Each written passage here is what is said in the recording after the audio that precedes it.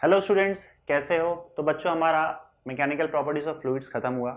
यहाँ पे अब फर्स्ट चैप्टर हम फिजिक्स का चालू करने जा रहे हैं, that is rotational dynamics. 12th standard Maharashtra state board आपका फर्स्ट चैप्टर फिजिक्स का रोटेशनल डायनेमिक्स। ठीक है, तो देखो बच्चों, पहले जो दो चैप्टर्स है वो काफ़ी बड़े हैं। ठीक है, और इसमें हो सकता है, और आप स्टार्ट भी कर रहे हो, इसलिए बड़े आराम से मुझे लेके जाना पड़ रहा है। इन दो चैप्टर्स में थोड़ा सा टाइम लग जाएगा, और उसके बाद फिर जब आपको भी एक्सपीरियंस हो जाएगा किस तरीके से चैप्टर्स को समझना है, अगर ये पता चल जाए तो अब उसके बाद हम फास्ट हो जाएंगे। तो पहले दो चैप्टर्स पॉसिबली आपको जो है थोड़ा सा समय ले सकता है, और आप समय दो भी चीज़ों को समझने के लिए अच्छे से। तो चालू करते हैं हमारा फर्स्ट चैप्टर बिना किसी टाइम गवाए, and that is rotational dynamics, है ना। रोटेशनल डायनेमिक्स बच्चों, ये जो टॉपिक है इसमें अपने ही अंदर में दो टॉपिक्स छुपे हुए हैं, जिसमें पहले हिस्से में हम लोग पढ़ेंगे सर्कुलर मोशन के बारे में, सारा सर्कुलर मोशन के बारे में बात होगा, और उसके बाद दूसरे हिस्से में यहाँ पे रोटेशनल मोशन के बारे में बात होगी। तो रोटेशनल मोशन और सर्कुलर मोशन, कई बार कैसा होता है ना कि कंफ्यूजन क्रिएट हो जाता है कि दोनों सेम चीज़ है। दोनों सेम चीज़ नहीं है। रोटेशन मोशन अलग होता है, सर्कुलर मोशन का कॉन्सेप्ट थोड़ा सा अलग है। तो फिलहाल हम स्टार्ट करेंगे सर्कुलर मोशन से, और उसके बाद फिर आधे चैप्टर के बाद जब सर्कुलर मोशन वाला पूरा हिस्सा खत्म हो जाएगा, फिर हम बात करेंगे यहाँ पे रोटेशनल मोशन की। तो दोनों को मिला के यहाँ पे रोटेशनल डायनेमिक्स एक ही चैप्टर के अंडर दोनों टॉपिक्स को पढ़ाया गया है आपके स्टेट बोर्ड में। सर्कुलर मोशन क्या होता है? रोटेशनल मोशन का स्टडी या रोटेशनल मोशन के बारे में हम बात तभी करेंगे जब ये स्टार्ट होगा, कुछ मतलब जब ये सर्कुलर मोशन खत्म हो जाए तब। फिलहाल हम बात करते हैं सर्कुलर मोशन के बारे में कि भाई सर्कुलर मोशन क्या होता है। तो ऑलरेडी बच्चों, मैं नोट्स तो आप इसका पूरा का पूरा हैंड रिटन नोट्स दे चुका हूं, तो बहुत सारी चीजें मैं नहीं लिखूंगा यहाँ पे। बस जितनी काम की चीजें होंगी वो नोट डाउन करने के लिए मैं यहाँ पे लिख दूंगा, और बाकी पूरा डिटेल में नोट्स आपको वैसे भी मिला हुआ है। तो सबसे पहले बात करते हैं सर्कुलर मोशन की। सर्कुलर मोशन क्या होता है बच्चों? कोई भी पार्टिकल, बात ध्यान रखना है यहाँ पे कि हम यहाँ पे फिलहाल वर्ड यूज कर रहे हैं पार्टिकल। क्या? पार्टिकल। तो पार्टिकल जो होता है, जब भी आप बोलते हो पार्टिकल, तो याद रखना कि वो एक पॉइंट साइज का होता है, मतलब पॉइंट होता है, आप समझ लो पॉइंट पार्टिकल होता है। क्योंकि जब वर्ड हम पार्टिकल यूज करते हैं फिजिक्स में, तो वो एक्चुअल में वो एक पॉइंट होता है। पॉइंट से ही आप पार्टिकल को रिप्रेजेंट कर सकते हो। अगर किसी का साइज बड़ा है तो आप उसे पार्टिकल नहीं बोल पाओगे। फॉर एग्जाम्पल, मेरे हाथ में जो पेन है, ये पार्टिकल नहीं है। ये जो आपको रिमोट दिख रहा है, ये पार्टिकल नहीं हो सकता, इसमें बहुत सारे पार्टिकल्स होंगे। ये एक बॉडी है, ये भी एक बॉडी है, या तो बॉडी बोल लो, या तो एक बहुत सारे पार्टिकल्स का एक पूरा सिस्टम है। इसमें बहुत सारे पार्टिकल्स होंगे, और ये छोटे छोटे पार्टिकल से मिलकर बना हुआ है। जब आप एक पार्टिकल की बात करते हो, तो पार्टिकल पॉइंट होता है, इसका मतलब उसका कोई साइज नहीं हो सकता। समझे? यहां पे जब भी बात होगी सर्कुलर मोशन की, तो सर्कुलर मोशन एक पार्टिकल परफॉर्म करेगा। देखो, अगर मैं एक सिंगल पार्टिकल की बात करूं, एक एक पार्टिकल की बात करूं, पॉइंट पार्टिकल की, तो वो सिर्फ दो टाइप का मोशन परफॉर्म कर सकता है। एक तो रेक्टिलिनियर मोशन, रेक्टिलिनियर मोशन, और दूसरा कर्विलिनियर मोशन। रेक्टिलिनियर मोशन हम तब बोलेंगे जब आपका पार्टिकल जो है वो सिर्फ स्ट्रेट लाइन में मूव करेगा।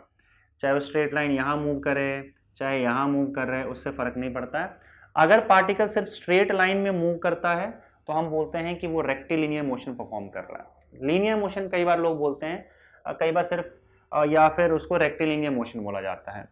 लेकिन अगर सपोज करो पार्टिकल किसी कर्व में जा रहा है, देखो पार्टिकल या तो स्ट्रेट जाएगा कहीं भी, या तो स्ट्रेट ना जाके कर्व में जाएगा, किसी ऐसे ऐसे मूव करेगा। तो जब वो कर्व में जाता है, तो ऐसे केस में हम लोग बोलते हैं कि वो कर्वीलिनियर मोशन परफॉर्म कर रहा है। कर्वीलिनियर मोशन परफॉर्म कर रहा है। कर्वीलिनियर का मतलब होता है कि वो किसी कर्व में जा रहा है, इस तरीके से।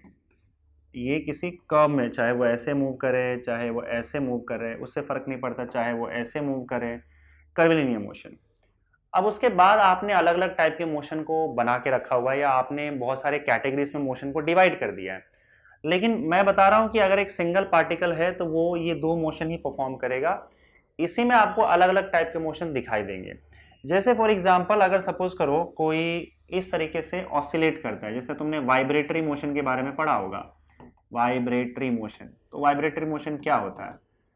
तो देखो यहाँ पे एक्चुअली कैसा ना कि अगर वो पार्टिकल है एक, और वो आगे पीछे आगे पीछे आगे पीछे आगे पीछे ऐसे मूव करता है, तो हम बोलते हैं कि वाइब्रेटरी मोशन परफॉर्म कर रहा है। पर अगर तुम उसे ध्यान से देखोगे, तो वो स्ट्रेट लाइन में आगे जा रहा है, पीछे आ रहा है, आगे जा रहा है, पीछे आ रहा है, एक पर्टिकुलर मोशन को रिपीट कर रहा है। तो तुम उसे पीरियोडिक मोशन बोल दो, वाइब्रेटरी मोशन बोल दो, पर जा तो वो स्ट्रेट लाइन में ही रहा है ना। तो एक्चुअली में ये जो है वो रेक्टिलिनियर मोशन के अंडर ही आ जाएगा। वाइब्रेटरी मोशन को ऑसिलेटरी मोशन भी बोलते हैं, और ये ऑसिलेटरी मोशन जो होता है वो सिर्फ ऐसे ही नहीं, मतलब इसी को हम ऑसिलेटरी मोशन भी बोल देते हैं। कई बार ऑसिलेटरी मोशन या फिर वाइब्रेटरी मोशन एक लाइन में ना होकर इस कर्व में ऐसे ऐसे ऑसिलेट करता है। जैसे अगर मान लो कोई पेंडुलम है आपके पास, तो पेंडुलम का जो बॉब होता है वो ऐसे ऐसे ऐसे ऐसे ऑसिलेट करेगा। तुम इसे ऑसिलेटरी मोशन बोल रहे हो, लेकिन भाई ये तो किसी कर्व में ही मूव कर रहा है ना। अगर हम एक पार्टिकल की बात कर रहे हो तो पार्टिकल कर्व में मूव कर रहे हैं, तो ये कर्व में मूव कर रहा है, इसका मतलब ये मोशन आपका कर्विलिनियर मोशन के अंडर आ जाएगा। समझ में आ रही कि नहीं बात? तो कोई भी मोशन आप देख लो, एक होता है ये अपना प्रोजेक्टाइल मोशन। प्रोजेक्टाइल मोशन का मतलब क्या होता है कि अगर आप किसी को भी हवा में कोई भी ऑब्जेक्ट को फेंक देते हो, हम पार्टिकल मान के चलेंगे, पार्टिकल को फेंक दिया, तो वो ग्रेविटी के अंडर ऐसे मूव करेगी। जैसे क्रिकेट में होता है ना, बॉल जब जाता है तो बॉल प्रोजेक्टाइल मोशन फॉलो करता है। इसके बारे में आपने पढ़ा होगा 11th स्टैंडर्ड में, प्रोजेक्टाइल मोशन। पर ये भी क्या है, कर्विलिनियर मोशन के अंडर ही आया। कर्व में है तो कर्विलिनियर मोशन, और अगर वो स्ट्रेट लाइन में है तो वो रेक्टिलिनियर मोशन। कई बार मोशन आपका ऐसा ऐसा होता है, जिगजैग फॉर्म में होता है। तो ये बहुत सारे स्ट्रेट लाइन में का जो मोशन है, बहुत सारे रेक्टिलिनियर मोशन का कॉम्बिनेशन है। बस क्या हो रहा है, इस रेक्टिलिनियर मोशन में बार बार डायरेक्शन चेंज हो रहा है। तो अगर एक सिंगल पार्टिकल मूव करता है तो वो दो टाइप का मोशन परफॉर्म करेगा, और जो भी मोशन आपने डिस्क्राइब करके रखा हुआ है, अलग अलग टाइप की आप बात करते हो, वो सारा का सारा मोशन आप एक हिसाब से देखोगे तो यही दो मोशन के अलग अलग फॉर्म है, रेक्टिलिनियर, कर्विलिनियर। अगर स्ट्रेट लाइन में मोशन हो रहा है तो रेक्टिलिनियर, अगर किसी कर्व में मोशन हो रहा है तो कर्विलिनियर मोशन। समझ गए? अब आप मुझे एक बात बताओ कि अगर कोई पार्टिकल सर्कल में घूमता है, एक ही पार्टिकल है, सिंगल पार्टिकल, या तो ये मोशन परफॉर्म करेगा या तो ये। अगर वो सर्कल में घूमता है तो बताओ कौन सा मोशन होगा वो? देखो जाहिर सी बात है, रेक्टिलिनियर तो होगा नहीं क्योंकि स्ट्रेट लाइन में जा नहीं रहा है। वो किसी कर्व में घूम रहा है और वो कर्व पूरी तरह से क्लोज्ड है, क्लोज्ड कर्व है, लेकिन है तो कर्व में ना।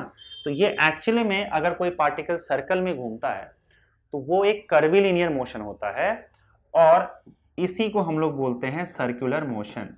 तो सर्कुलर मोशन का मतलब होता है कि कोई भी पार्टिकल अगर सर्कल के अलोंग घूमे, या सर्कल के सरकमफरेंस, मतलब पूरा सर्कल ना भी कंप्लीट करे, और सर्कल के किसी हिस्से में भी, या सर्कल का जो सरकमफरेंस है उसके अलोंग भी अगर मूव करे, तो हम बोलते हैं कि वो सर्कुलर मोशन परफॉर्म कर रहा है। Motion of a particle along the circumference of a circle is called circular motion. या आप ऐसे भी बोल सकते हो, a particle moving in a circle performs circular motion. समझे? देखो बच्चों, सर्कल की अगर मैं बात करूं, सर्कल का मतलब क्या होता है? सर्कल का मतलब होता है अ कलेक्शन ऑफ पॉइंट्स। कोई भी अगर आप ज्योमेट्रिक फिगर बनाते हो तो वो एक कलेक्शन ऑफ पॉइंट्स होता है। तो जब आप सर्कल बना रहे हो तो इसका मतलब एक बहुत सारे पॉइंट्स का कलेक्शन है। तो सर्कल मतलब बहुत सारा पॉइंट्स है। इसलिए मैं बोल रहा हूं कि जब आपका कोई पार्टिकल, जब आप कोई बॉडी की आप बात करते हो कि वो सर्कल में घूम रहा है, and it has to be a point particle, क्योंकि पॉइंट्स ही सर्कल बनाएगा। अब अगर मान लो कोई बहुत बड़ा सा बॉडी आपने ऐसे ले लिया, तो वो सर्कल बनाएगा क्या? बताओ, बहुत बड़ा सा बॉडी ले लिया, जब ये घूमेगा तो ये एक्चुअली में सर्कल नहीं बनाएगा, बल्कि मोटा सा कोई फिगर ऐसे बना देगा। समझ में आ रहा है कि नहीं आ रहा है? इसे तुम सर्कल नहीं कहते हो। तो एक्चुअली में क्या होता है आपका, जब सर्कल तुम डिफाइन करते हो ज्योमेट्री में, तो वो कलेक्शन ऑफ पॉइंट्स है। इसीलिए जब हम बात करते हैं कि सर्कुलर मोशन हो रहा है, तो हम ये अज्यूम करते हैं कि आपका जो पार्टिकल है वो पॉइंट साइज का है, और वो पॉइंट सर्कल में घूम रहा है। एक सर्कल में पॉइंट घूम सकता है। समझे? अब तुम बोलोगे सर सारे ऑब्जेक्ट तो पॉइंट या पार्टिकल हो नहीं सकता, बहुत सारे ऑब्जेक्ट्स होते हैं, बड़े बड़े होते हैं, तो अगर वो सर्कल में घूमेगा तो क्या हम उसको सर्कुलर मोशन ना बोले? बिल्कुल बोल सकते हो। जैसे हम बोलते हैं कि अगर हम ये अज्यूम करें कि आपका जो अर्थ है वो सन के अराउंड घूम रहा है, तो हम बोलते हैं वो सर्कल में घूम रहा है। हालांकि वो सर्कल नहीं होता, एलिप्स होता है, पर हम अज्यूम करके चलते हैं कि अगर वो सर्कल में घूम रहा है तो हम बोलते हैं ना कि हाँ वो सर्कल में घूम रहा है अर्थ, जबकि अर्थ एक पार्टिकल नहीं है, अर्थ बहुत बड़ा है। ऐसे केस में क्या करते हैं, जैसे अगर मान लो कोई बॉडी है, सिस्टम ऑफ पार्टिकल्स है, बड़ा बॉडी है जो कि एक सिंगल पार्टिकल नहीं है, तो ऐसे केस में हम क्या करते हैं, हमेशा उस सिंगल पार्टिकल का एक पॉइंट फिक्स कर देते हैं जिस पॉइंट को उसका सेंटर ऑफ मास बोला जाता है। और हम ये नहीं बोलते हैं कि बॉडी सर्कल में घूम रही है, तब हम बोलते हैं कि उस बॉडी का जो वो पॉइंट है सेंटर ऑफ मास, हमारा फोकस सिर्फ उसी पे होता है और हम बोलते हैं वो सर्कल में घूम रहा है जो सेंटर ऑफ मास है। तो अगर कोई बॉडी है, जैसे मान लो कोई कार घूम रही है, तो ठीक है, कार सर्कल में घूम रही है बोल सकते हैं, पर जब हम उसको देखेंगे और डिस्क्राइब करेंगे तो हम हमेशा उसके सेंटर ऑफ मास को पकड़ेंगे और बोलेंगे देखो ये कार यहाँ पे इस पॉइंट पर है, मतलब पूरे कार को हम एक पॉइंट पे ले जाते हैं। ठीक है, आप ऐसे नहीं बोल सकते कि हाँ यहाँ पूरा कार है, ये सर्कल में घूम रहा है। सर्कल तो बस एक लाइन की बात होगी ना, तो उसमें तो एक पॉइंट ही घूम सकता है। तो हम पूरे के पूरे बॉडी को एक पॉइंट से रिप्रेजेंट कर देते हैं जिसको बोला जाता है सेंटर ऑफ मास, और फिर वो सेंटर ऑफ मास को देखते हैं कि वो सर्कल में घूम रहा है। तो सेंटर ऑफ मास सर्कल में घूम रहा है और हम बोल देते हैं कि हाँ भाई ये कार जो है वो सर्कुलर मोशन परफॉर्म कर रहा है। बोलने के लिए कार सर्कुलर मोशन परफॉर्म कर रहा है, बाकी अगर हमें देखना है, उसे डिस्क्राइब करना है, तो हम बोलेंगे कि ये देखो इसका जो सेंटर ऑफ मास है ना, ये पॉइंट आपका सर्कल में घूम रहा है। तो आप पूरे के पूरे बॉडी को एक पॉइंट पे ले आके रख देते हो और उसे पॉइंट पार्टिकल जैसा अज्यूम करते हो, जिस पॉइंट को उस बॉडी का सेंटर ऑफ मास बोला जाता है। समझ में आया कि नहीं आया आपको? तो बेसिकली सर्कल में घूम रहा है मतलब एक पार्टिकल घूम रहा होगा, पार्टिकल सर्कल में घूम रहा है, उसे हम बोलते हैं सर्कुलर मोशन। एग्जाम्पल्स इसके बहुत सारे होंगे। अब एग्जाम्पल में जैसे अगर मान लो आप एक फैन को पकड़ो, तो फैन, कई लोग बोलते हैं सर फैन एक एग्जाम्पल है सर्कुलर मोशन का। फैन सर्कुलर मोशन का एग्जाम्पल नहीं है, फैन तो अपनी जगह पे रहता है। फैन का अगर एक एक पार्टिकल देखो, एक एक पार्टिकल देखो, फैन में बहुत सारे पार्टिकल्स होते हैं, फैन का एक एक पार्टिकल पकड़ोगे ना तो वो सर्कल में घूम रहा है, फैन का पार्टिकल सर्कल में घूमता है। फैन अपने आप में रोटेशनल मोशन परफॉर्म करता है, और रोटेशनल मोशन किसको बोलते हैं, कब बोलते हैं, वो मैं आपको आगे बाद में बताऊंगा जब हम रोटेशनल मोशन स्टार्ट करेंगे। पर फिलहाल यहाँ पे बात ये हो रही है कि सर्कुलर मोशन किसे कहा जाता है। सर्कुलर मोशन सिंपल सी बात है, कोई पार्टिकल सर्कल में घूमना चाहिए। तो एग्जाम्पल सिंपल है, फैन का कोई एक पार्टिकल पकड़ोगे ना तो वो सर्कल में घूम रहा है। ठीक है, घड़ी का जो कांटा है उसका मान लो कोई एकदम टिप, जो सबसे ऊपर वाला पार्ट है, एक छोटा सा पार्टिकल, वो पार्टिकल सर्कल में घूम रहा होता है। समझ गए कि नहीं समझ गए? इवन अगर आपका कार सर्कल में घूम रहा है तो हम बोलेंगे कार का जो सेंटर ऑफ मास है वो सर्कल में घूम रहा है।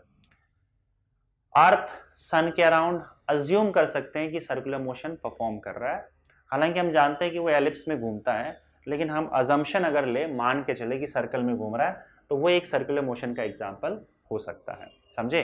तो सर्कुलर मोशन के बहुत सारे एग्जाम्पल आपको देखने को मिल जाएंगे।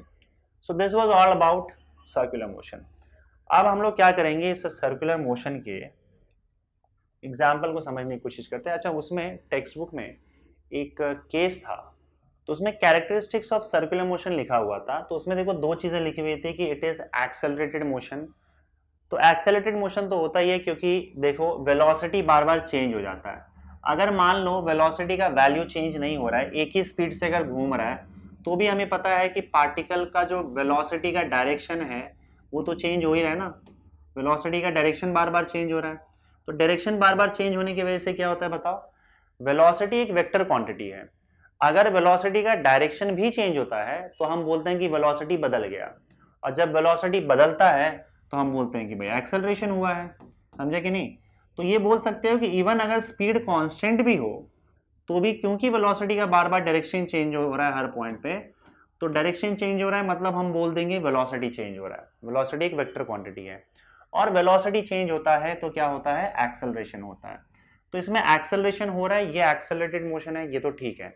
और उसका जो अगला पॉइंट लिखा हुआ है उसमें लिखा हुआ है कि ये एक पीरियोडिक मोशन है।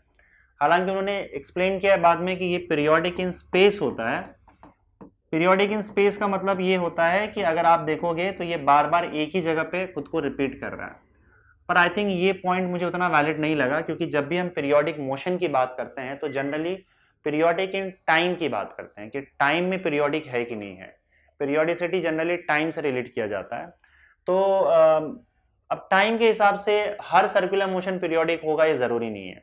जैसे अगर कोई पार्टिकल है, वो अगर मानो 2 सेकंड में एक सर्कल कंप्लीट करता है, फिर अगली बार वो 1 सेकंड में सर्कल कंप्लीट करता है, फिर उसके बाद अगले बार वो 0.5 सेकंड में सर्कल कंप्लीट करता है, तो धीरे धीरे क्या हो रहा है बताओ? हर रिपीटिशन वो अलग अलग टाइम में कर रहा है। और पीरियोडिक मोशन का डेफिनेशन ये है कि सेम टाइम में आपका रिपीटिशन होना चाहिए। तो रिपीटिशन तो हो रहा है पर रिपीटिशन सेम टाइम इंटरवल में नहीं हो रहा है, तो हम इसे पीरियोडिक मोशन नहीं बोलेंगे, समझे। तो इस सेंस में पीरियोडिक मोशन तो मेरे हिसाब से नहीं होना चाहिए। वहां पे पीरियोडिक मोशन लिखा हुआ है, इन स्पेस लिखा हुआ है, पर I think that is not the valid point. मेरे हिसाब से वहां थोड़ा सा गड़बड़ है। तो अगर आपसे पूछा जाए तो आप तो ये नहीं बोल, देखो कंफर्म नहीं है। हाँ, अगर सपोज करो कोई सर्कुलर मोशन ऐसा है जिसमें स्पीड चेंज ना हो, कांस्टेंट स्पीड हो, तो वो पीरियोडिक मोशन हो जाएगा, तब तो वो हर सर्कल एक ही टाइम में कंप्लीट करेगा। पर in general her circular motion periodic motion नहीं हो सकता। तो मेरे हिसाब से वो पॉइंट उसका वैलिड नहीं होगा, सेकंड वाला पॉइंट। तो आप ना ही, अगर पूछा जाए ना लिखो तो ज़्यादा बेटर होगा। खैर ठीक है, चलेगा। कैरेक्टरिस्टिक्स मेरे हिसाब से पूछेंगे भी नहीं। तो अब यहाँ पे काम करेंगे बच्चों हम लोग, अब पढ़ेंगे यहाँ पे सर्कुलर मोशन का काइनेमेटिक्स। काइनेमेटिक्स का क्या चक्कर है वो देखते हैं। और kinematics of circular motion talk about. कुछ चीज़ें आपने 11th में पढ़ रखी है, लेकिन मैं मान के चलूँगा कि आपने नहीं पढ़ा है। अब पूरा डेरिवेशन तो सारा मैं नहीं कराऊंगा, लेकिन जो भी इंपॉर्टेंट फॉर्मूले हैं ये मैं आपको यहाँ पे मेंशन करके दे देता हूँ और उसे एक्सप्लेन भी कर देता हूँ। Kinematics of circular motion, kinematics में वही आता है। आप जब देखो, आप किसी चीज़ का अगर speed, velocity, acceleration, displacement, distance, ये सब जब आप पढ़ते हो ना, तो उसे हम काइनेमेटिक्स बोलते हैं, समझे। काइनेमेटिक्स में फोर्स की बातें नहीं होती है।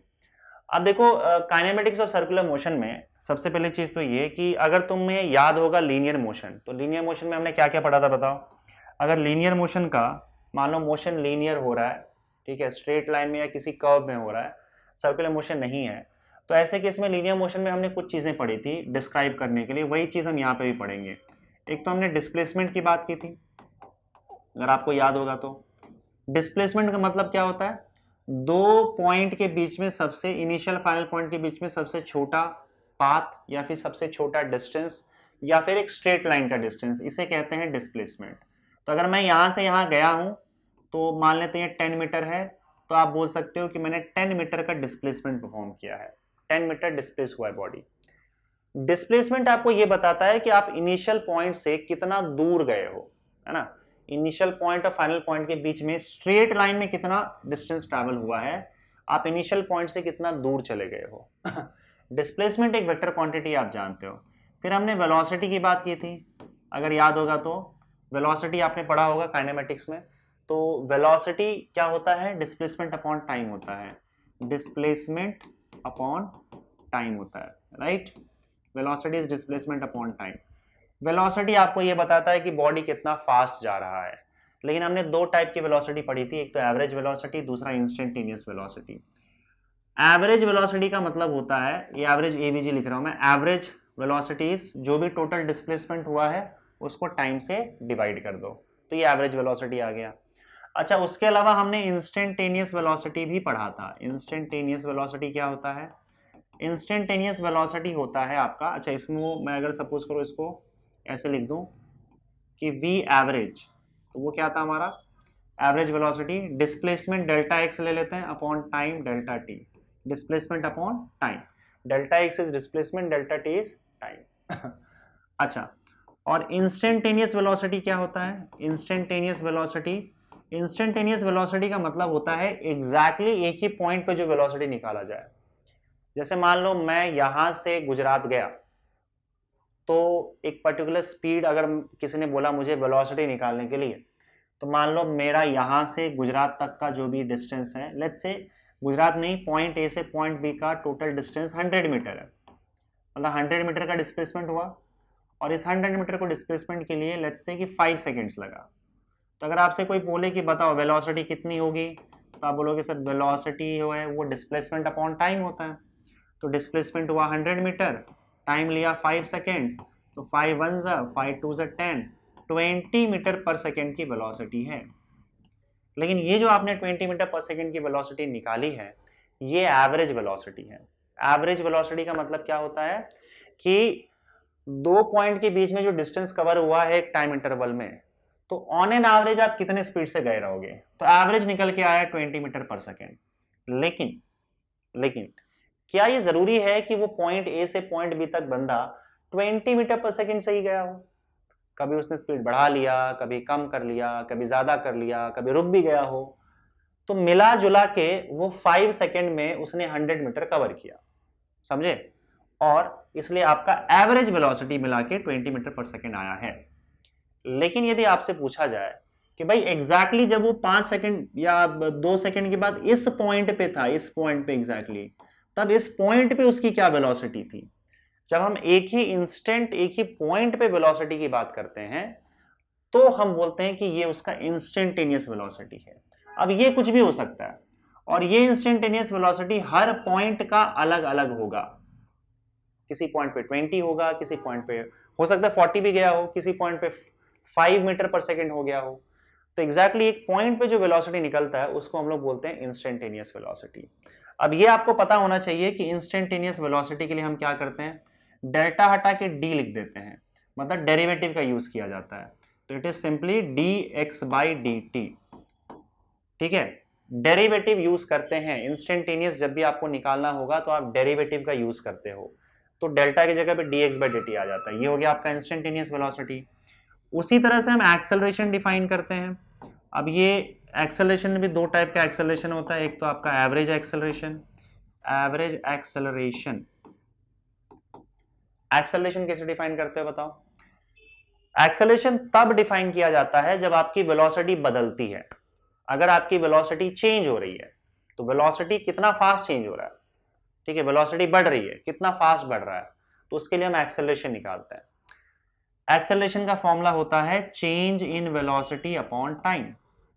चेंज इन वेलोसिटी, ये फॉर्मूला सब याद रखना, change in velocity upon time, समझे। तो एवरेज एक्सेलरेशन, अगर मैं एवरेज एक्सेलरेशन की बात करूं तो चेंज इन वेलोसिटी मतलब डेल्टा वी को चेंज इन वेलोसिटी ले लेते हैं अपॉन टाइम। अब कई बार चेंज इन वेलोसिटी को लोग v माइनस यू लिखते हैं, final velocity minus initial velocity upon time. Final velocity में से इनिशियल वेलोसिटी माइनस करोगे तो वेलोसिटी में चेंज आपको मिल जाएगा, अपॉन टाइम कर लो। ये एवरेज एक्सेलरेशन हुआ। अच्छा, इंस्टेंटेनियस एक्सेलरेशन, फिर से वही बात, एक ही पॉइंट पे अगर आपको एक्सेलरेशन निकालना है तो इंस्टेंटेनियस एक्सेलरेशन आ जाएगा और वहां पे डेल्टा की जगह पे डी आ जाएगा, dv/dt। तो इंस्टेंटेनियस में आपको डेरिवेटिव यूज करना होता है। ये सारी चीजें आपके 11th स्टैंडर्ड के मोशन इन अ प्लेन का कॉन्सेप्ट है। अब ये सब कुछ जो है वो लीनियर मोशन के लिए है, डिस्प्लेसमेंट, वेलोसिटी और एक्सेलरेशन। डिस्प्लेसमेंट और वेलोसिटी में आपका एवरेज वेलोसिटी और इंस्टेंटेनियस वेलोसिटी आ जाएगा, और एक्सेलरेशन में आपका एवरेज एक्सेलरेशन और इंस्टेंटेनियस एक्सेलरेशन आ जाएगा। ये सब आपका किसके लिए है बताओ, लीनियर मोशन के लिए, फॉर लीनियर मोशन। ठीक है, अब हम लोग क्या करेंगे सर्कुलर मोशन के लिए। देखो सर्कुलर मोशन में दिक्कत ये है कि पार्टिकल आपका कहीं जाता नहीं है, बल्कि एक ही सर्कल में बार बार रिपीट होता चला जाता है। तो इसलिए हमने क्या किया कि सर्कुलर मोशन के लिए, इसको यार स्ट्रेट बना दो, अच्छा नहीं लग रहा। तो सर्कुलर मोशन के लिए हमने काइनेमेटिक्स के क्वांटिटीज थोड़े से बदल दिए। इसी तरह के क्वांटिटीज आपको सर्कुलर मोशन में भी मिलेंगे, लेकिन उसमें हमने थोड़ा सा चेंजेस किया हुआ है। हम सारे क्वांटिटीज को एंगल के टर्म्स में मेजर करते हैं, और वो सारे के सारे क्वांटिटीज कहलाते हैं एंगुलर क्वांटिटीज। क्योंकि सर्कुलर मोशन में क्या होता है, बार बार एक ही एंगल पे घूमे, एक ही सर्कल में घूमे जा रहा है, पार्टिकल घूमे जा रहा है, तो वो कहीं तो जा नहीं रहा है। तो हमने इसी तरीके से जो आपके पास यहाँ पे क्वांटिटीज है, उसी तरीके से कुछ अलग क्वांटिटीज सर्कुलर मोशन के लिए डिफाइन किए हैं, अपनी तरफ से हमने बनाया उन क्वांटिटीज को। ठीक है, और वही हम लोग काइनेमेटिक्स ऑफ सर्कुलर मोशन के अंडर समझने वाले, पढ़ने वाले। शायद इसका इतना डिस्क्रिप्शन और डिटेल जो है वो आपकी बुक में नहीं दिया हुआ है, पिछले सिलेबस में, पुराने सिलेबस में दिया हुआ था, तो वो अच्छी बात थी। अब पता नहीं इसमें सब गायब कर दिया है, लेकिन अगर आप उसको समझोगे नहीं तो शायद हम आगे बात नहीं कर पाएंगे। हाँ ये जरूर है, शायद ये सारी चीजें आपको 11th स्टैंडर्ड में दे रखी थी, उतनी डिटेल में नहीं, लेकिन समझा रखा था।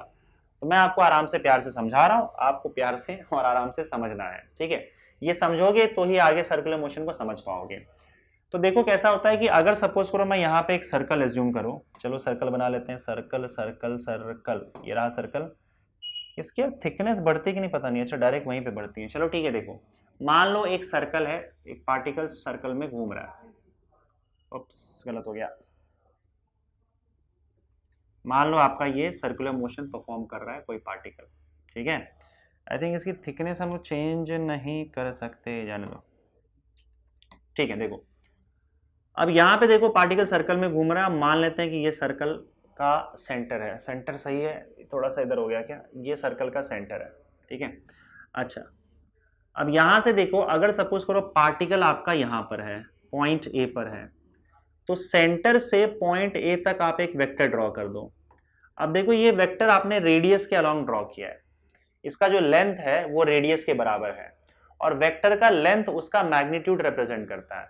मतलब ये जो वेक्टर आपने ड्रॉ किया है ये एक्चुअली में इसका मैग्नीट्यूड रेडियस के इक्वल है, राइट। तो हम क्या करते हैं, इसको रेडियस वेक्टर बोल देते हैं। वेक्टर आर जो आपको दिख रहा है वो क्या है, रेडियस वेक्टर है। This is radius vector.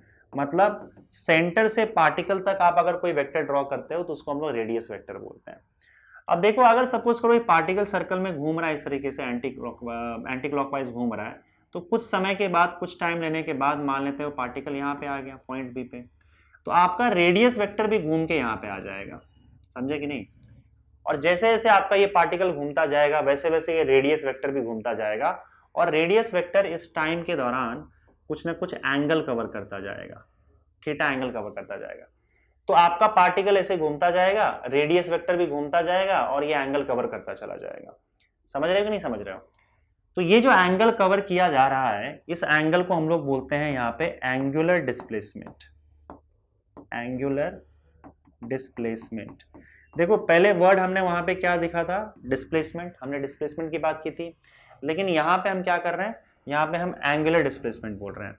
और ये एंगुलर डिस्प्लेसमेंट क्या होता है बताओ। ये जो थीटा आपको दिख रहा है ना, इस थीटा को ही हम लोग एंगुलर डिस्प्लेसमेंट बोलते हैं। तो डिस्प्लेसमेंट अलग है, एंगुलर डिस्प्लेसमेंट अलग है। सर्कुलर मोशन में पार्टिकल जब सर्कल में घूमता है तो रेडियस वेक्टर एक पर्टिकुलर टाइम में जो भी एंगल डिस्क्राइब करता है, जो भी एंगल कवर करता है, उस एंगल को एंगुलर डिस्प्लेसमेंट बोला जाता है, समझे। अगर ये एंगल बहुत छोटा है, if theta is very small, if theta is very small, then it is vector quantity, then it is vector quantity। Very small का मतलब होता है कि आप समझ के चलो कि 10 डिग्री से कम होना चाहिए। अगर आपका 10 डिग्री से कम एंगल है, theta is very small, then it is vector quantity, तब आप इसको वेक्टर क्वांटिटी बोल सकते हो, नहीं तो ये वेक्टर क्वांटिटी नहीं होगा। रीजन सिंपल है कि जब एंगल बहुत बड़ा हो जाता है, एंगुलर डिस्प्लेसमेंट बहुत बड़ा हो जाता है, मान लो 50 डिग्री का, 90 डिग्री का एंगुलर डिस्प्लेसमेंट हो गया। एंगुलर डिस्प्लेसमेंट सिंपली एंगल, याद रखना, जब वो बहुत बड़ा हो जाता है तो वेक्टर के रूल्स को फॉलो नहीं करता, और अगर वेक्टर के रूल्स को फॉलो नहीं करेगा तो हम उसको वेक्टर क्वांटिटी नहीं बोलेंगे, सिंपल सी बात है। लेकिन जब एंगल बहुत छोटा होता है एंगुलर डिस्प्लेसमेंट, तो ऐसे केस में ये वेक्टर के रूल को फॉलो करता है, और तब ये वेक्टर क्वांटिटी होगा। अब तब हम लोग उसको क्या लिखेंगे, थीटा वेक्टर लिखेंगे। तब हम इसके डायरेक्शन की भी बात करेंगे, पर इन सब के डायरेक्शन की बात मैं बाद में करूंगा। तो ये हुआ आपका एंगुलर डिस्प्लेसमेंट। अच्छा, अगर मान लो ए से लेकर एस तक का जो पूरा आर्क बन रहा है, इस आर्क का लेंथ एस है, तो हम क्या करते हैं, इसको, इस थीटा को हम लोग रेडियन में मेजर करते हैं। तो आपको पता है इसका एसआई यूनिट जो होता है एंगुलर डिस्प्लेसमेंट का, SI unit of angular displacement, SI unit of angular displacement theta क्या है बताओ। एंगुलर डिस्प्लेसमेंट एसआई यूनिट इसका होता है रेडियन। क्या होता है, रेडियन। और इसे शॉर्ट में हम लोग RAD रैड लिखते हैं। आपने पढ़ा होगा एंगल को हम रेडियन में मेजर करते हैं, तो एंगुलर डिस्प्लेसमेंट का एसआई यूनिट क्या हुआ बच्चों, रेडियन हुआ, समझ गए। हम इसे रेडियन में मेजर करते हैं, और जब भी एंगल को रेडियन में मेजर करते हैं तो उस एंगल का फॉर्मूला हो जाता है आर्क लेंथ और divided by radius, arc length divided by radius. तो theta is equal to S upon R, या फिर S is equal to R theta. ये फॉर्मूला आप याद कर सकते हो। आई एम नॉट श्योर कि कभी काम आएगा, पता नहीं, पर ठीक है, आप ध्यान में रखो इस चीज को। तो ये हो गया आपका एंगुलर डिस्प्लेसमेंट। तो जैसे वहां पे हमने लीनियर मोशन में डिस्प्लेसमेंट डिफाइन किया था, वैसे हम यहाँ पे एंगुलर डिस्प्लेसमेंट डिफाइन करते हैं। देखो यहाँ पे डिस्प्लेसमेंट की बात हम इसलिए नहीं करते हैं, कर सकते हैं, जैसे पार्टिकल यहाँ से अगर यहाँ जाता है तो ये जो स्ट्रेट लाइन आपको दिखाई दे रहा है ना, ये स्ट्रेट लाइन, ये इसका डिस्प्लेसमेंट हो जाएगा। जो इस डिस्प्लेसमेंट की बात बोल रहा हूं मैं, इनिशियल फाइनल पॉइंट के बीच में स्ट्रेट लाइन डिस्टेंस। पर हमें किसी रीजन की वजह से ये ज्यादा कन्वीनियंट लगा कि ये जो एंगल कवर कर रहा है ना, इस एंगल को ही हम लोग डिस्प्लेसमेंट बोल दे, और एंगल है इसलिए हमने उसको एंगुलर डिस्प्लेसमेंट बोल दिया। जो भी एंगल होगा उसको एंगुलर डिस्प्लेसमेंट बोलेंगे। रीजन क्या, देखो डिस्प्लेसमेंट का काम क्या था बताना, बताओ। डिस्प्लेसमेंट आपको ये बताता है कि इनिशियल पॉइंट से फाइनल पॉइंट तक कितना स्ट्रेट लाइन में डिस्टेंस कवर हुआ, या फिर आपका जो पार्टिकल है वो इनिशियल पॉइंट से कितना दूर गया है, ये आपको डिस्प्लेसमेंट बताता है। यही काम है ना डिस्प्लेसमेंट का, कि इनिशियल पॉइंट से पार्टिकल कितना दूर गया है, ये आपको डिस्प्लेसमेंट आइडिया देता है। भाई वैसे ही यहां पे भी आपको एंगल से ही आइडिया आ जाएगा। जैसे फॉर एग्जांपल अगर मैं आपसे ये कहूं कि मेरा पार्टिकल इस पॉइंट पे था और मेरे पार्टिकल का एंगुलर डिस्प्लेसमेंट 90 डिग्री हो गया, 90 डिग्री हो गया या फिर π/2 हो गया। देखो एंगल और रेडियन में आपको कन्वर्जन आता है ना, 90 डिग्री का मतलब होता है π/2, इतना तो आपको पता ही होगा। अगर नहीं पता है तो एक बार देख लेना कि डिग्री और रेडियन में मेजरमेंट कैसे होता है या कन्वर्जन कैसे होता है। तो जैसे मैं आपसे कहूं कि भाई एंगल π/2 है, मतलब 90 डिग्री है आपका, 90 डिग्री मेरा एंगुलर डिस्प्लेसमेंट है और पार्टिकल यहाँ पे था। तो आपको पता है अगर वो π/2 एंगल कवर किया है उसने, 90 डिग्री कवर किया है, तो यहाँ से टॉप मोस्ट पोजिशन पे चला गया होगा। अगर मैं बोलूँ कि भाई उसका 180 डिग्री एंगल है तो यहाँ आ गया होगा। अगर मैं आपको बोलूँ कि भाई मेरे पार्टिकल का एंगुलर डिस्प्लेसमेंट 360 डिग्री है या फिर 2π है, तो आप समझ जाओगे कि पार्टिकल जो है इनिशियल पॉइंट पे वापस आ चुका है।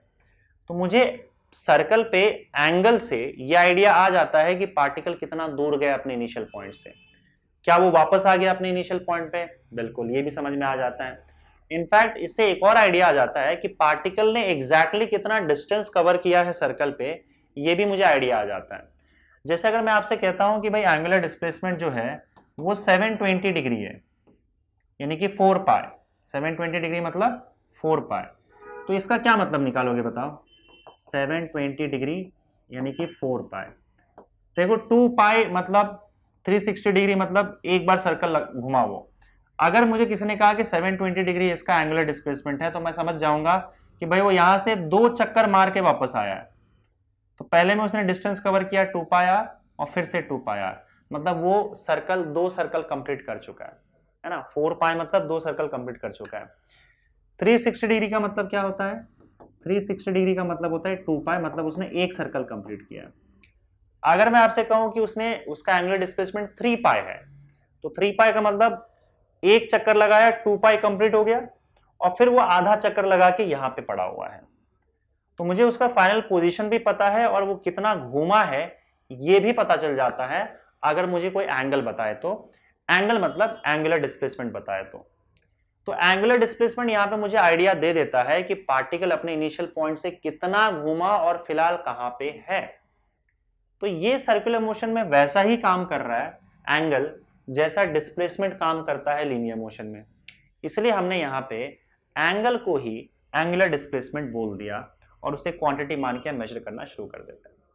भाई ये तो बात हो गई एंगुलर डिस्प्लेसमेंट की। अच्छा, यहाँ पे डिस्प्लेसमेंट के बाद हमने देखा कि वेलोसिटी डिफाइन किया हम लोगों ने। वेलोसिटी कैसे डिफाइन किया बताओ? Displacement upon time. वेलोसिटी आपको ये बताता है कि पार्टिकल डिस्प्लेसमेंट कितना फास्ट कवर कर रहा है। अगर वो जल्दी जल्दी डिस्प्लेसमेंट कर रहा है, फास्ट है, तो हम बोलेंगे कि उसकी वेलोसिटी ज्यादा है। अगर वो आराम से डिस्प्लेसमेंट कवर कर रहा है तो हम बोलेंगे कि वो स्लो है। तो सेम चीज हम लोगों ने क्या किया, यहाँ पे भी कर दिया। देखो ये चीज पूरी अलग हो जाएगी, इसके बाद हम आगे पार्ट में जाएंगे और हम यहाँ पे अब डिफाइन करेंगे।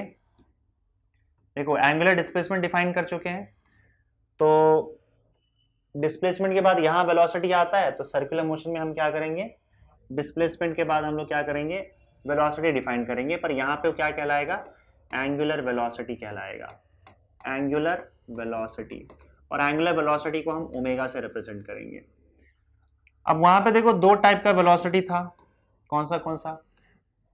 एवरेज वेलोसिटी जो एक पर्टिकुलर टाइम इंटरवल में निकाला जाता है, और एक एग्जैक्टली एक ही पॉइंट पे निकाला जाता है जिसको इंस्टेंटेनियस वेलोसिटी बोलते हैं। वही सेम चीज यहाँ पे भी होगा। वहां आपको वेलोसिटी बताएगा कि डिस्प्लेसमेंट कितना फास्ट कवर हो रहा है, ठीक है। और यहां पे आपको एंगुलर वेलोसिटी बताएगा कि ये एंगल कितना फास्ट कवर हो रहा है या फिर एंगुलर डिस्प्लेसमेंट कितना फास्ट कवर हो रहा है। तो फॉर्मूला तरीका सब कुछ सेम होगा, बस आपको एंगुलर वर्ड अटैच कर देना है। तो यहाँ पे velocity is displacement upon time, तो यहाँ पे क्या हो जाएगा बताओ, यहाँ पे होगा एंगुलर वेलोसिटी, एंगुलर वेलोसिटी। और यहाँ पे हम सबसे पहले एवरेज की बात करेंगे, average angular velocity, average angular velocity is angular displacement upon time, simple. Angular, वहां डिस्प्लेसमेंट अपॉन टाइम था, लेकिन यहां पे क्या आ जाएगा, एंगुलर डिस्प्लेसमेंट अपॉन टाइम। तो आपका जो एवरेज एंगुलर वेलोसिटी है वो एंगुलर डिस्प्लेसमेंट अपॉन टाइम। इसको तुम ओमेगा एवरेज ना लिखकर ओमेगा भी लिखते, ये ओमेगा है, डब्ल्यू नहीं है, याद रखना। इसे अगर omega is equal to theta upon t भी लिखते हो तो भी कोई दिक्कत नहीं होगी, बस थीटा अपॉन टी लिख रहे हो इसका मतलब ये एवरेज है, एवरेज, ठीक है। इसका ऐसा यूनिट क्या होगा बताओ? अच्छा, ऐसा यूनिट मैं बाद में लिख लूंगा, पहले काम करते हैं। Average angular velocity, angular displacement upon time. तो एवरेज एंगुलर वेलोसिटी है ये, और ये एक पर्टिकुलर टाइम इंटरवल में आपको बताएगा कि एवरेज वेलोसिटी क्या है घूमने का। मतलब अगर ओमेगा ज्यादा है, एवरेज एंगुलर वेलोसिटी आपका या एंगुलर वेलोसिटी आपका ज्यादा है, तो मतलब पार्टिकल बहुत फास्ट घूम रहा है, बहुत फास्ट एंगुलर वेलोसिटी कवर कर रहा है, बहुत फास्ट एंगल कवर कर रहा है, ठीक है। और ये एवरेज वैल्यू है। अब इसमें भी आपका क्या आएगा, एवरेज और इंस्टेंटेनियस आएगा। एग्जैक्टली एक पर्टिकुलर पॉइंट पे क्या एंगुलर वेलोसिटी है तो उसे हम बोलेंगे instantaneous angular velocity, instantaneous angular velocity, angular velocity. और इंस्टेंटेनियस एंगुलर वेलोसिटी अगेन वहां पे कैसा था आपका, यहां पे इंस्टेंटेनियस वेलोसिटी में आपका डेरिवेटिव आया था, वैसे यहां पे भी आपका क्या आ जाएगा, डेरिवेटिव आ जाएगा। तो इंस्टेंटेनियस एंगुलर वेलोसिटी ओमेगा लिखोगे तो डेरिवेटिव के फॉर्म में लिखना है D theta by D T. और ओमेगा एक वेक्टर क्वांटिटी है, ये फिक्स है, ओमेगा एक वेक्टर क्वांटिटी ही होगा। थीटा चाहे वेक्टर रहे ना रहे, लेकिन ओमेगा वेक्टर क्वांटिटी ही होगा। तो मैं यहां पे लिख देता हूं angular velocity is a vector quantity, ये फिक्स है, छोटे बड़े का इसमें कोई मतलब नहीं है। Angular velocity is a vector quantity,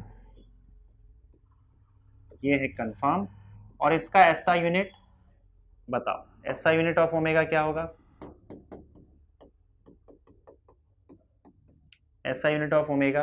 तो देखो ऊपर क्या है, एंगल थीटा है जिसका रेडियन होता है, और नीचे सेकेंड होगा, तो दिस विल बी रेडियन पर सेकेंड।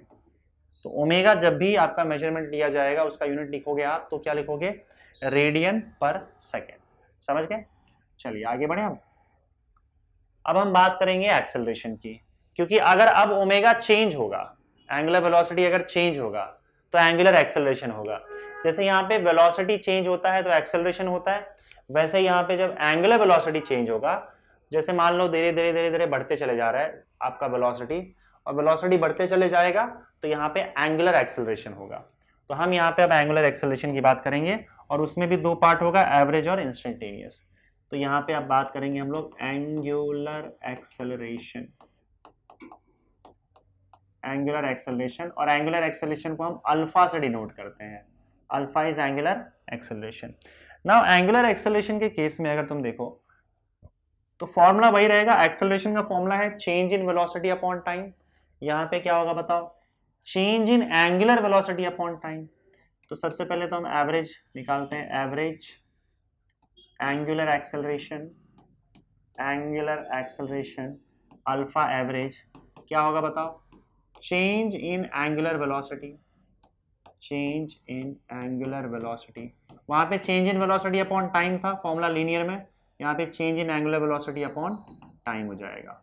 और you can simply write it as alpha average is equal to delta v by delta t, sorry v लिख दिया मैंने, सॉरी सॉरी सॉरी, एंगुलर है ना, delta omega by delta t, ठीक है, average. या फिर तुम अल्फा भी लिख सकते हो, alpha is equal to delta omega by delta t. तो ये एवरेज एंगुलर एक्सेलरेशन हो गया। यहाँ पे भी क्या होगा, अगर एग्जैक्टली एक ही इंस्टेंट पे हमें एक्सेलरेशन निकालना है तो हम उसे क्या बोलेंगे, instantaneous, instantaneous angular acceleration, angular acceleration. और ऐसे केस में जब इंस्टेंटेनियस होता है तो हम यूज करते हैं डेरिवेटिव का, ये भी एक वेक्टर क्वांटिटी है, तो डेरिवेटिव का यूज करेंगे, दैट इज डी, डेल्टा की जगह पे क्या आ जाएगा, D omega by D T. भाई इसे तुम थोड़ा सा बार बार देख लेना, समझ लेना, क्योंकि बहुत ही नई चीज है, समझे। तो ये angular displacement, angular velocity, angular acceleration बहुत ही नई चीज है, तो आपको इसे बार बार देखना होगा, थोड़ा सा इससे आपको फेमिलियर होना होगा। जब आप फेमिलियर हो जाओगे तो आपके लिए इनके टर्म्स में सोचना आसान हो जाएगा। पहली दफा थोड़ा सा अजीब लगेगा कि ये कौन सी नई नई चीजें आ गई हैं, क्योंकि बच्चों मैं जब 12th स्टैंडर्ड में था ना, तो मैंने सबसे पहला चैप्टर यही स्टार्ट कर दिया था। मैंने जानबूझ के ये पहला चैप्टर स्टार्ट नहीं किया आपका, ताकि आप थोड़ा सा फेमिलियर हो जाओ पहले फिजिक्स के, 12th की फिजिक्स से। इसलिए फर्स्ट टॉपिक मैंने सेकंड चैप्टर से लिया था, मैकेनिकल प्रॉपर्टीज ऑफ फ्लूइड। यहाँ पे देखो बच्चों कैसा होता है ना कि जब मैं 12th स्टैंडर्ड में था तो मैं थोड़ा सा डर गया था ऐसी अजीब अजीब, क्योंकि मैंने पहले चैप्टर से स्टार्ट किया था और बड़ी अजीब अजीब चीज़ें यहाँ पे सामने आ गई थी मेरे। तो मैं बोला ये सब चीज़ तो बड़ा ही अतरंगी है, और मैं किसी क्लास जाता नहीं था, ठीक है। कॉलेज उस समय कैसा ना कि कॉलेज के लेक्चर्स उतने ठीक ठाक नहीं समझते थे और प्रॉपर चल भी नहीं रहे थे उतने हिसाब से, जिस हिसाब से चाहिए था। क्लास जाता नहीं था तो मैं डर गया था बड़े, खुद से पढ़ता था। हालांकि बाद में खुद से पढ़ा, जब एक दो बार पढ़ा, सारी चीज़ों को बार बार अच्छे से देखा और डिस्कशन किया, तो उसके बाद फिर क्लियर होने लगे। एक बार ये क्लियर हो जाएगा उसके बाद आगे उतना डिफिकल्ट नहीं है आपका फिजिक्स। ये स्टार्टिंग के 2 चैप्टर बड़े हैं और पहला चैप्टर में ये सब जो कॉन्सेप्ट्स हैं, अगर आपने इसको पकड़ लिया तो फिर तो आगे काम आसान हो जाएगा। तो इंस्टेंटेनियस एंगुलर एक्सेलरेशन आपका अल्फा। तो 3 चीजें हमने देखी बच्चों यहाँ पे, जैसे हमने देखा था डिस्प्लेसमेंट, वेलोसिटी और एक्सेलरेशन लीनियर मोशन में, वैसे ही यहाँ पे क्या है, एंगुलर डिस्प्लेसमेंट, एंगुलर वेलोसिटी और एंगुलर एक्सेलरेशन। अच्छा बताओ मुझे यहाँ पे कि अल्फा भी मैं चीज लिखना चाहता हूं, angular acceleration, angular acceleration is a vector quantity, ये भी एक वेक्टर क्वांटिटी है। Angular acceleration is a vector quantity, ये भी एक वेक्टर क्वांटिटी है। और इसका भी आपका एसआई यूनिट क्या होगा बताओ, इसका एसआई यूनिट क्या होगा, एसआई यूनिट ऑफ अल्फा। देखो ये रेडियन पर सेकेंड है और नीचे फिर से टाइम आ गया, फिर पर सेकेंड, तो क्या हो जाएगा, रेडियन पर सेकेंड मतलब रेडियन पर सेकेंड स्क्वायर। तो एंगुलर एक्सेलरेशन का एसआई यूनिट रेडियन पर सेकेंड स्क्वायर है। अब बच्चों हम बात करेंगे इनके डायरेक्शंस की। देखो बच्चों एक्चुअली कैसा है, यहाँ पे एंगुलर वेलोसिटी, एंगुलर एक्सेलरेशन, ये क्या है, हमारे वेक्टर क्वांटिटीज है। और इवन एंगुलर डिस्प्लेसमेंट भी मैंने आपको बताया था कि अगर वो बहुत छोटा होगा तो वो एक वेक्टर क्वांटिटी होता है। यस, तो हम इसको मान के चलेंगे कि एंगुलर डिस्प्लेसमेंट आपका छोटा ही है और ये एक वेक्टर क्वांटिटी ही है। तो एंगुलर डिस्प्लेसमेंट, एंगुलर वेलोसिटी और एंगुलर एक्सेलरेशन, ये तीनों एक वेक्टर क्वांटिटी है। और अगर वेक्टर क्वांटिटी है तो जाहिर सी बात है कि इसका डायरेक्शन भी होगा और हमें डायरेक्शन बताना पड़ेगा। अभी हमारे बनाए हुए क्वांटिटीज हैं तो हमने इसका डायरेक्शन भी दिया हुआ, इसका डायरेक्शन थोड़ा अजीब तरीके से है। नॉर्मल हम देखते हैं कि जिस डायरेक्शन में बॉडी जा रही है उसकी वेलोसिटी है, वो उसका डायरेक्शन होता है। लेकिन यहाँ पे एक्चुअली कैसा है ना कि वो नहीं होगा, थोड़ा सा अलग होगा। बॉडी कहीं और जाएगा, डायरेक्शन हमने कहीं और डिफाइन कर रखा है, क्योंकि ये एंगुलर क्वांटिटीज है, समझे। तो इसका डायरेक्शन थोड़ा सा टिपिकल अलग होगा, आपको थोड़ा सा अजीब जरूर लगेगा लेकिन एक्सेप्ट करने में, पर अब धीरे धीरे आप उसको जैसे फिजिक्स आगे पढ़ोगे तो ये एक्सेप्ट कर लोगे कि यहाँ पे ऐसे ही इसके डायरेक्शंस डिफाइन किए गए हैं। तो यहाँ पे अगर मैं आपसे कहूँ कि भाई डायरेक्शन का क्या रूल है, तो डायरेक्शन ऑफ 3 चीज का डायरेक्शन देना है, angular displacement, angular velocity omega और एंगुलर एक्सेलरेशन अल्फा। ये 3 चीजों का डायरेक्शन यहाँ पे होगा, राइट। तो देखो डायरेक्शन जो दिया जाता है इन सब का direction is given by right hand thumb rule. इसका डायरेक्शन जो दिया जाता है वो राइट हैंड थंब रूल द्वारा दिया जाता है, या फिर कई बार राइट हैंडेड स्क्रू रूल भी यूज करते हैं, लेकिन राइट हैंड थंब रूल है, इसी से हम समझ लेते हैं, आपको क्लियर हो जाना चाहिए। जैसे अगर मान लो कोई पार्टिकल जो है वो इस तरीके से सर्कल में घूम रहा है, अब ये हॉरिजॉन्टल सर्कल बना के रखा है मैंने, हॉरिजॉन्टल प्लेन में ये घूम रहा है और वो इस तरीके से घूम रहा है, इसको क्या बोलेंगे हम लोग, एंटी क्लॉकवाइज सेंस में घूम रहा है। तो देखो पार्टिकल जिस सर्कल में घूम रहा है, हमेशा इन तीनों का डायरेक्शन उसके परपेंडिकुलर ही होगा, ध्यान रहे। जैसे मान लो अगर पार्टिकल बोर्ड के इस प्लेन में घूम रहा है तो आपका इस प्लेन के परपेंडिकुलर तीनों का एंगल होगा, तीनों का डायरेक्शन होगा। अब ये अजीब बात है कि पार्टिकल अगर ऐसे घूम रहा है तो डायरेक्शन इसके परपेंडिकुलर कैसे हो सकता है, पर इसी तरीके से इन क्वांटिटीज को डिफाइन किया गया है और इनको डायरेक्शन दिया गया है, ये आपको एक्सेप्ट करना होगा। तो अगर पार्टिकल मान लो ऐसे ही घूम रहा है, मतलब इस हॉरिजॉन्टल प्लेन में घूम रहा है, तो अगर हॉरिजॉन्टल प्लेन में घूम रहा है तो इन तीनों का डायरेक्शन इस प्लेन के परपेंडिकुलर होगा, या तो परपेंडिकुलर ऊपर होगा या तो परपेंडिकुलर नीचे होगा। पार्टिकल अगर ऐसे सर्कल में घूम रहा है जो बोर्ड पे मैंने बना के रखा हुआ है, तो इसके परपेंडिकुलर तीनों का डायरेक्शन या तो बाहर आएगा या तो अंदर जाएगा। अब बाहर आएगा कि अंदर जाएगा, और यहाँ पे ऊपर आएगा कि नीचे आएगा, बस यही हमको राइट हैंड थंब रूल से पता करना है। तो राइट हैंड थंब रूल क्या कहता है बच्चों, कि अगर जिस डायरेक्शन में, जिस सेंस में आपका पार्टिकल घूम रहा है, क्लॉकवाइज या एंटी क्लॉकवाइज, आप अपना राइट हैंड लो, आपका राइट हैंड होना चाहिए, ये मेरा राइट हैंड है, और आप उंगलियों को उसी सेंस में घुमा दो।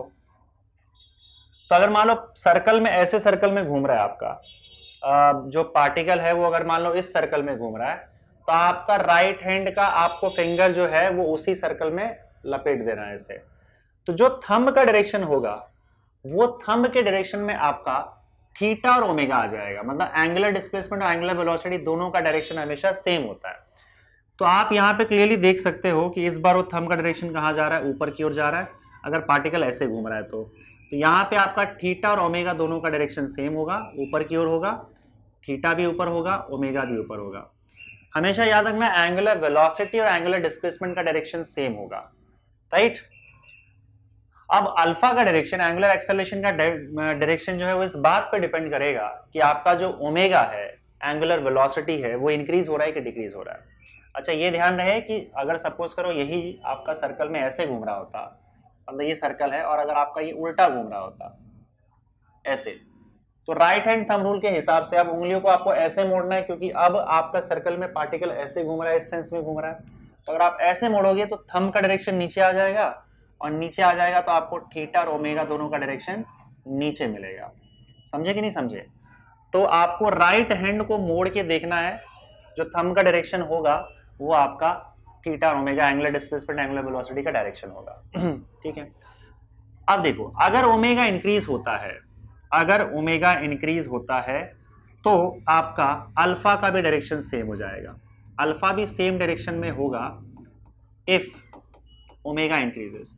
अगर स्पीड इंक्रीज होता है, ओमेगा इंक्रीजेस, तो अल्फा भी सेम डायरेक्शन में होगा। लेकिन अगर सपोज करो आपका अल्फा नीचे डायरेक्शन में तब होगा जब ओमेगा डिक्रीजेस। तो अगर वेलोसिटी, एंगुलर वेलोसिटी डिक्रीज हो रहा है तो वो नीचे जाएगा, एंगुलर वेलोसिटी इंक्रीज हो रहा है तो वो ऊपर जाएगा, तब से तीनों का डायरेक्शन सेम होगा। देखो, इसको अगर तुम लीनियर के टर्म्स में समझ सकते हो, लीनियर मोशन के टर्म्स में हमें पता है कि देखो, अगर मैं डिस्प्लेसमेंट और वेलोसिटी की बात करूं तो पार्टिकल जहां जा रहा है वहीं पे उसी डायरेक्शन में उसकी वेलोसिटी है, और डिस्प्लेसमेंट भी उसी डायरेक्शन में हो रहा है। एस मतलब डिस्प्लेसमेंट, डिस्प्लेसमेंट भी उसी डायरेक्शन में होगा। वेलोसिटी और डिस्प्लेसमेंट हमेशा सेम डायरेक्शन में होता है। एंगुलर वेलोसिटी, एंगुलर डिस्प्लेसमेंट हमेशा सेम डायरेक्शन में होगा। लेकिन अगर मान लो वेलोसिटी डिक्रीज हो रहा है, वेलोसिटी डिक्रीज कब होगा बताओ? जब आपका बॉडी ऐसे जा रहा है आगे, और वेलोसिटी डिक्रीज कब होगा? जब भाई उल्टे डायरेक्शन में फोर्स लगेगा। तो जिस डायरेक्शन में फोर्स लगता है उसी डायरेक्शन में एक्सेलरेशन होता है। तो अगर आपका वेलोसिटी इस डायरेक्शन में है लेकिन v डिक्रीजेस, अगर वेलोसिटी डिक्रीज हो रहा है तो आपका एक्सेलरेशन ऑपोजिट डायरेक्शन में आ जाएगा, क्योंकि तब इस पर उल्टे डायरेक्शन में फोर्स लग रहा है और इसीलिए आपका वेलोसिटी डिक्रीज हो रहा है। तो एक्सेलरेशन और वेलोसिटी का जो डायरेक्शन है वो उल्टा हो जाएगा। लेकिन अगर सपोज करो आपका वेलोसिटी जो है वो यहाँ पे इंक्रीज हो रहा है, जिस डायरेक्शन में आपका वेलोसिटी है, और v इंक्रीजेस, वेलोसिटी अगर आपका इंक्रीज हो रहा है तो जाहिर सी बात है कोई पीछे से उसको उसी डायरेक्शन में धक्का मार रहा है तो ही वेलोसिटी इंक्रीज हो रहा है। तो अगर इस डायरेक्शन में वेलोसिटी है और उसी डायरेक्शन में धक्का लगेगा तो ही वेलोसिटी इंक्रीज होगा। तो मतलब इस बार एक्सेलरेशन और वेलोसिटी का डायरेक्शन सेम है। तो ध्यान रहे, आपका वेलोसिटी इंक्रीज होगा तो वेलोसिटी एक्सेलरेशन सेम डायरेक्शन में, वेलोसिटी डिक्रीज होगा मतलब वेलोसिटी एक्सेलरेशन ऑपोजिट डायरेक्शन में। सेम यहाँ पे वही चीज है, वहां पे वेलोसिटी बोला, यहाँ पे एंगुलर वेलोसिटी बोल दो। अगर एंगुलर वेलोसिटी इंक्रीज होता है तो आपका एंगुलर एक्सेलरेशन अल्फा और ओमेगा का डायरेक्शन सेम होगा। अगर आपका एंगुलर वेलोसिटी डिक्रीज होता है तो आपका एंगुलर एक्सेलरेशन जो है वो एंगुलर वेलोसिटी ऊपर होगा, एंगुलर एक्सेलरेशन नीचे हो जाएगा, उल्टा डायरेक्शन हो जाएगा। समझ गए कि नहीं? इसका एक एग्जांपल आप फैन का ले सकते हो। जैसे मान लो आपके घर पे फैन है, ऊपर आप फैन को देखो, अगर मान लो आपका फैन जो है इस तरीके से ऐसे घूम रहा है, ठीक है, और ये इसका फैन का एक पार्टिकल पकड़ लो, कोई भी एक पार्टिकल पकड़ लो, ये पार्टिकल मान लो ऐसे सर्कल में घूम रहा है इस तरीके से। तो राइट हैंड थंब रूल के हिसाब से अगर सपोज करो जैसे ही आपने स्विच ऑन कर दिया, तो स्विच ऑन जैसे ही किया तो आपको पता है एंगुलर वेलोसिटी इसका इंक्रीज होने लग जाता है। एंगुलर वेलोसिटी इंक्रीज हो रहा है, इसका मतलब theta omega alpha same direction में होगा। तो राइट हैंड थंब रूल के हिसाब से अगर आप देखोगे तो अगर पार्टिकल ऐसे घूम रहा है तो राइट हैंड थंब रूल के हिसाब से थीटा ओमेगा और अल्फा तीनों सेम डायरेक्शन में आ गए, और यहां पे हम बोल सकते हैं ओमेगा इंक्रीजेस। अब मान लो ये आपका इंक्रीज होते होते कांस्टेंट एंगुलर वेलोसिटी से घूमने लगा। कांस्टेंट एंगुलर वेलोसिटी से घूम रहा है मतलब एंगुलर वेलोसिटी इसका कांस्टेंट हो गया। अगर एंगुलर वेलोसिटी कांस्टेंट हो गया तो याद रखना एंगुलर एक्सेलरेशन 0 हो जाएगा, क्योंकि एंगुलर एक्सेलरेशन को तुमने डिफाइन कैसे किया है, चेंज इन एंगुलर वेलोसिटी। तो अगर ओमेगा एंगुलर वेलोसिटी में चेंज ही नहीं हुआ तो एंगुलर एक्सेलरेशन 0 हो जाएगा। अब जैसे ही एंगुलर एक्सेलरेशन 0 हुआ, एंगुलर वेलोसिटी कांस्टेंट हो गया, एक ही स्पीड से वो घूमने लगा, तो आप क्या करो, तुम जाओ और उसके बाद फैन बंद कर दो। जब फैन बंद करोगे तो ऐसा नहीं है कि ये जो आपका पार्टिकल है वो उल्टा घूमने लग जाएगा। फैन का जो एक पार्टिकल है वो उल्टा नहीं घूमेगा, वो इसी डायरेक्शन में घूम रहा है, लेकिन इस बार ओमेगा डिक्रीज हो रहा है। इस बार क्या होगा, आपका ओमेगा डिक्रीज होने लगेगा, ओमेगा डिक्रीजेस। अब ऐसे केस में क्या होगा बताओ, जब ओमेगा डिक्रीज होने लगेगा तो क्योंकि पार्टिकल अभी भी वैसे ही घूम रहा है, तो राइट हैंड थंब रूल के हिसाब से ओमेगा और थीटा जो है वो अभी भी आपका ऊपर ही होगा, समझे। ओमेगा थीटा सेम डायरेक्शन में होगा राइट हैंड थंब रूल के हिसाब से, लेकिन क्योंकि इस बार ओमेगा डिक्रीज हो रहा है तो इस बार आपका अल्फा का बस, जैसे फैन आप बंद कर दोगे, ओमेगा क्योंकि डिक्रीज हो रहा है तो इस बार बाकी दो तो वैसे ही रहेगा, बस अल्फा का डायरेक्शन नीचे आ जाएगा, और हम बोलेंगे एंगुलर एक्सेलरेशन का डायरेक्शन फिलहाल नीचे है, समझे। तो इस तरीके से आपका डायरेक्शन दिया जाता है। एक काम करता हूं मैं इसको थोड़ा सा सेपरेट कर देता हूं, ये यहां पे रख देता हूं, ठीक है। चलो, तो यहां पे समझ में आ गया आपको, होपफुली आपका जो डायरेक्शन वो क्लियर हो गया होगा कि राइट हैंड थंब रूल के हिसाब से हम किस तरीके से इन तीनों का डायरेक्शन देते हैं। राइट हैंड थंब रूल का डायरेक्शन जो है वो सिर्फ थीटा और ओमेगा देता है, अल्फा सिचुएशन के हिसाब से सेम डायरेक्शन में है या फिर ऑपोजिट डायरेक्शन में आ सकता है। समझ गए, क्लियर है। चलो भाई, यहाँ पे डायरेक्शन भी हुआ आपका खत्म, बढ़ते हैं आगे, और अब हम बात करेंगे इसके डायनेमिक्स की। देखो, डायनेमिक्स की जब तुम बात करते हो तो वहां पे फोर्सेस के बारे में बात करना हम शुरू कर देते हैं। तो सर्कुलर मोशन में कौन सा ऐसा फोर्स लगता है जो बॉडी को या पार्टिकल को सर्कल में घुमाता है। जैसे मैं अगर आपसे कहूं कि मुझे कोई पार्टिकल है, उस पार्टिकल को सर्कल में घुमाना है, तो आप क्या करोगे। अगर मान लो कोई पार्टिकल है, लेट्स से कि ये पार्टिकल है आपका, इसको सर्कल में घुमाना है, तो आप क्या करोगे बताओ। बोलोगे सर पकड़ के घुमा दो। नहीं, वैसा नहीं है।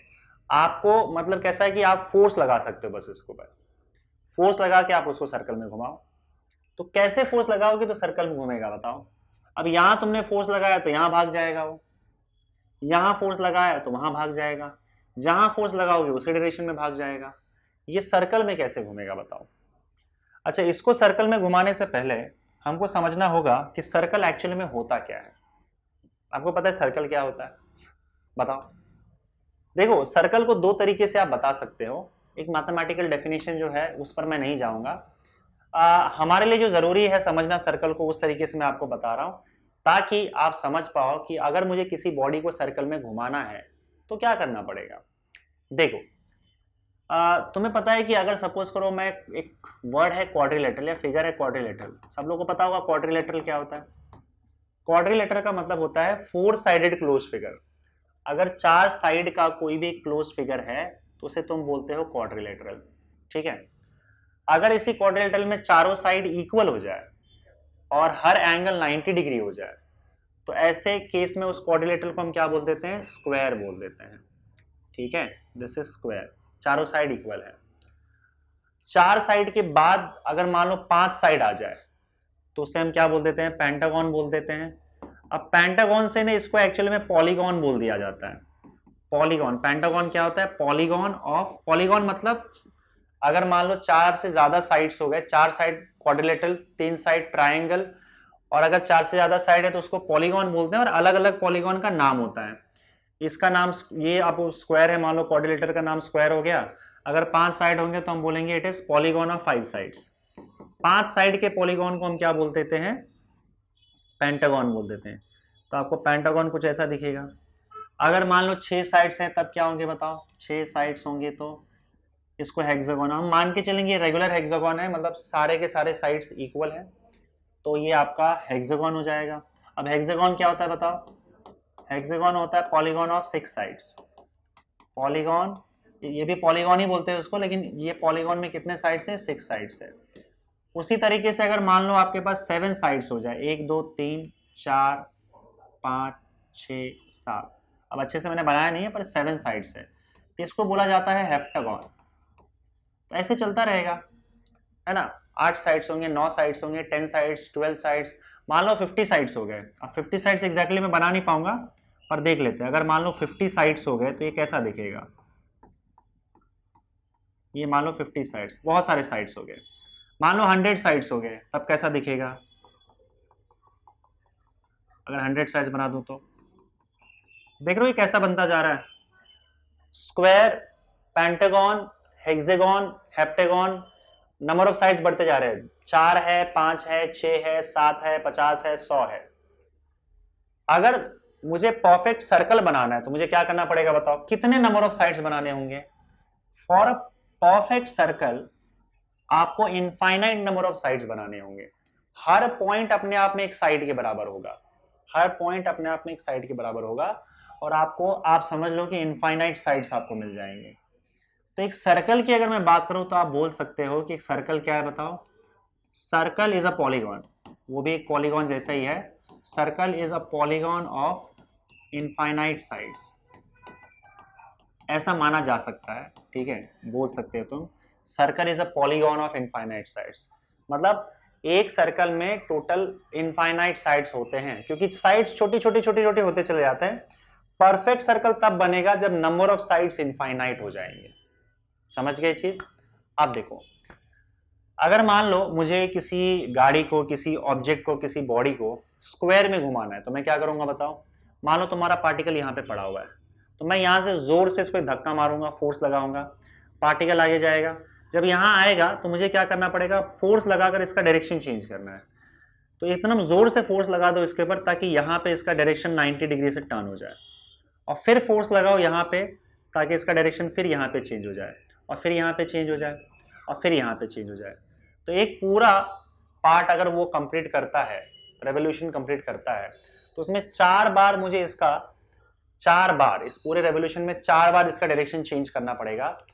4 बार डायरेक्शन चेंज करते जाओगे तो इस पूरे एक पूरे पार्ट में, एक पूरे रेवोल्यूशन में उसको 4 बार उसका डायरेक्शन चेंज करोगे तो वो स्क्वायर में घूमना चालू कर देगा, और हर 4 पॉइंट पर मुझे बार बार इसका डायरेक्शन चेंज करना है।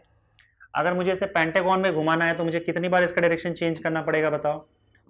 5 बार इसका डायरेक्शन चेंज करना पड़ेगा, 5 पॉइंट्स पे। अगर इसे हेक्सागोन में घुमाना है तो मुझे 6 पॉइंट्स पे डायरेक्शन चेंज करना होगा। 6 पॉइंट्स में मैं इसका बार बार डायरेक्शन चेंज करूंगा तो क्या होगा? ये आपके हेक्सागोन में घूमता चला जाएगा आपका बॉडी। वैसे हेप्टागोन में 7 पॉइंट्स पे इसका डायरेक्शन चेंज करना पड़ेगा, राइट? 1 2 3 4 5 6, राइट? वैसे ही इसमें घुमाना है तो 50 बार डायरेक्शन चेंज करना होगा 50 पॉइंट पे। इसमें 100 पॉइंट्स पे डायरेक्शन चेंज करना होगा। अगर किसी बॉडी को सर्कल में घुमाना है तो क्या करना पड़ेगा बताओ?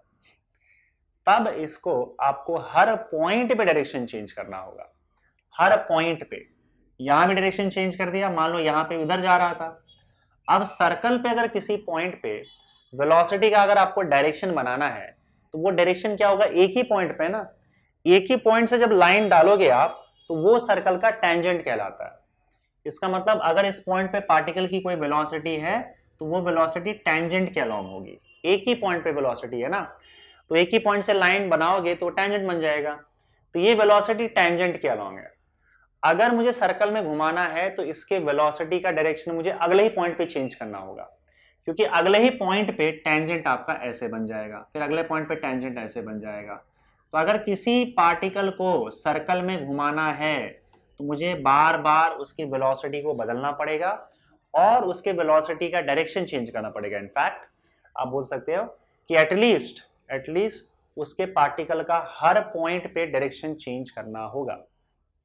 जब आप हर पॉइंट पे डायरेक्शन चेंज करोगे तो वो सर्कल में घूमना शुरू हो जाएगा। समझ में आ रहा है कि नहीं आ रहा है? ये सर्कल में घूमेगा। अब ये डायरेक्शन चेंज कैसे किया जाए, हर पॉइंट पे कैसे चेंज किया जाए? तो हर पॉइंट पे मुझे कहीं ना कहीं एक फोर्स लगेगा जो इसके डायरेक्शन को चेंज कर सके। अभी हम मान के चल रहे हैं कि हम इसका स्पीड नहीं बदल रहे हैं, ठीक है, और हम क्या कर रहे हैं, इसको एक ही स्पीड से सर्कल में घुमा रहे हैं। तो हमें स्पीड बदलने की जरूरत नहीं है, हमें सिर्फ एक काम करना है कि हर पॉइंट पे इसका डायरेक्शन चेंज करना है और कुछ नहीं करना, समझे? अब ये डायरेक्शन चेंज कैसे करोगे? तो डायरेक्शन जो चेंज होता है वेलोसिटी का, वो फोर्स लगाने से ही होता है। आप किसी का भी वेलोसिटी का डायरेक्शन ऐसे ही चेंज नहीं कर पाओगे जब तक आप फोर्स नहीं लगाते हैं। लेकिन हम कहां फोर्स लगाए कि सिर्फ उसका डायरेक्शन चेंज हो, वेलोसिटी चेंज ना हो? देखो, अब इस बात को ध्यान से सुनना और समझना कि अगर सपोज करो, अगर आपके पास कोई एक बॉडी है, जैसे कोई एक बॉडी है और वो किसी वेलोसिटी से आगे ट्रैवल कर रहा है, कोई गाड़ी है, कुछ भी है, वो एक पर्टिकुलर वेलोसिटी से आगे ट्रैवल कर रहा है, तो अगर आप वेलोसिटी के डायरेक्शन में फोर्स लगाओ, जैसे मान लो ये गाड़ी जा रही है ऐसे, और जिस डायरेक्शन में जा रही है उसी डायरेक्शन में जाके आपने फोर्स लगा दिया, जिस डायरेक्शन में गाड़ी जा रही है उसी डायरेक्शन में आपने फोर्स लगा दिया, तो ऐसे केस में क्या होगा बताओ? वेलोसिटी इंक्रीज होगा, वेलोसिटी इंक्रीजेस। अगर आपका फोर्स वेलोसिटी के डायरेक्शन में ही लगा है तो वेलोसिटी इंक्रीज हो जाएगा, ठीक है।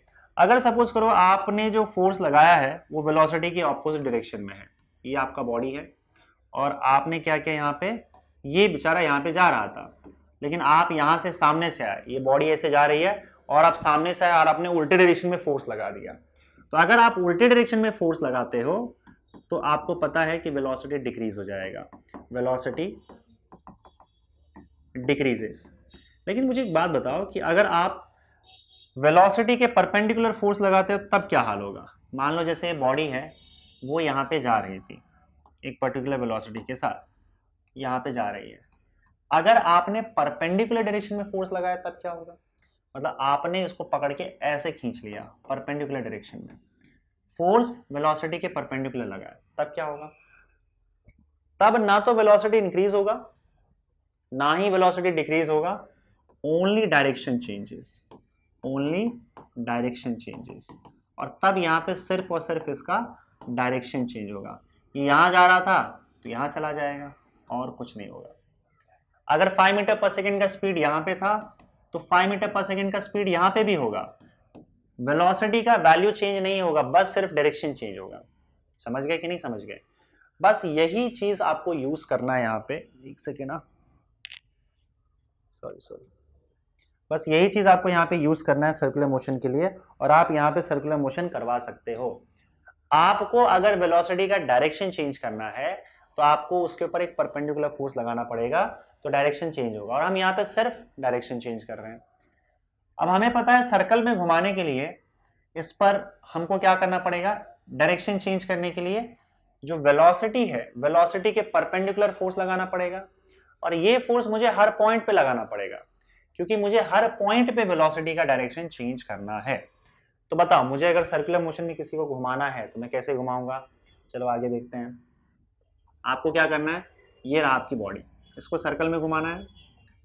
तो मान लो ये इस डायरेक्शन में एक पर्टिकुलर वेलोसिटी के साथ जा रहा है, तो आपको करना क्या है, आपको एक फोर्स लगाना है, और ये फोर्स क्या होना चाहिए? इसके परपेंडिकुलर होना चाहिए। ये जो परपेंडिकुलर फोर्स है वो क्या करेगा? सिर्फ इस वेलोसिटी के डायरेक्शन को चेंज करेगा। अब वेलोसिटी यहाँ जा रही थी तो अब ये यहाँ जाना चालू कर देगा, डायरेक्शन चेंज हो गया, स्पीड चेंज नहीं होगा, याद रखना 5 मीटर पर सेकेंड 5 मीटर पर सेकेंड ही होगा। अब यहाँ अगर जा रही है उसको छोड़ दोगे तब वो फिर यहीं से निकल जाएगा। आपको क्या करना है, फिर अगले पॉइंट पे क्या करना है, फिर से ये फोर्स इस वेलोसिटी के परपेंडिकुलर फिर लगा देना है अगले ही पॉइंट पे, ताकि फिर क्या हो बताओ, इसका डायरेक्शन चेंज हो जाए, और अब ये यहाँ जा रहा था तो अब ये यहाँ जाना शुरू कर देगा। और फिर क्या करना है, फिर अगले ही पॉइंट पे फिर से इस वेलोसिटी के परपेंडिकुलर आपको फोर्स लगा देना है ताकि फिर इसका डायरेक्शन चेंज हो जाए और फिर क्या हो, ये यहाँ जाना शुरू कर दें। ये काम आपको हर पॉइंट पे करना है, मतलब हर पॉइंट पे आपको क्या करना है, बॉडी को परपेंडिकुलर खींचना है और बार बार इस पर परपेंडिकुलर डायरेक्शन में फोर्स लगाना है, ठीक है। अब फिर इसका क्या होगा, वेलोसिटी का डायरेक्शन चेंज हो जाएगा, यहाँ जाने के बजाय यहाँ जाएगा। अगर आपने यहाँ पे छोड़ दिया इसको तो भाई ये फिर वापस क्या होगा, सीधे यहां से निकल जाएगा।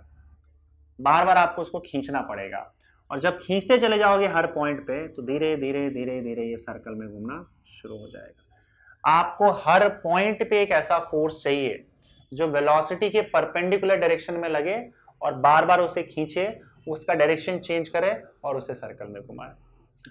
किसी भी पॉइंट पे अगर आपने ये फोर्स हटा लिया तो टेंजेंशियली बॉडी सीधा निकल जाएगा ऐसे, समझे। तो यहाँ पे ये जो फोर्स है जो बार बार वेलोसिटी के परपेंडिकुलर लगता है और आपके वेलोसिटी के डायरेक्शन को बार बार चेंज करता है और सर्कल में घुमाता है, तो ये जो फोर्स आपको दिख रहा है, आपको क्लियरली दिख रहा होगा कि ये फोर्स कहां लग रहा है, बताओ।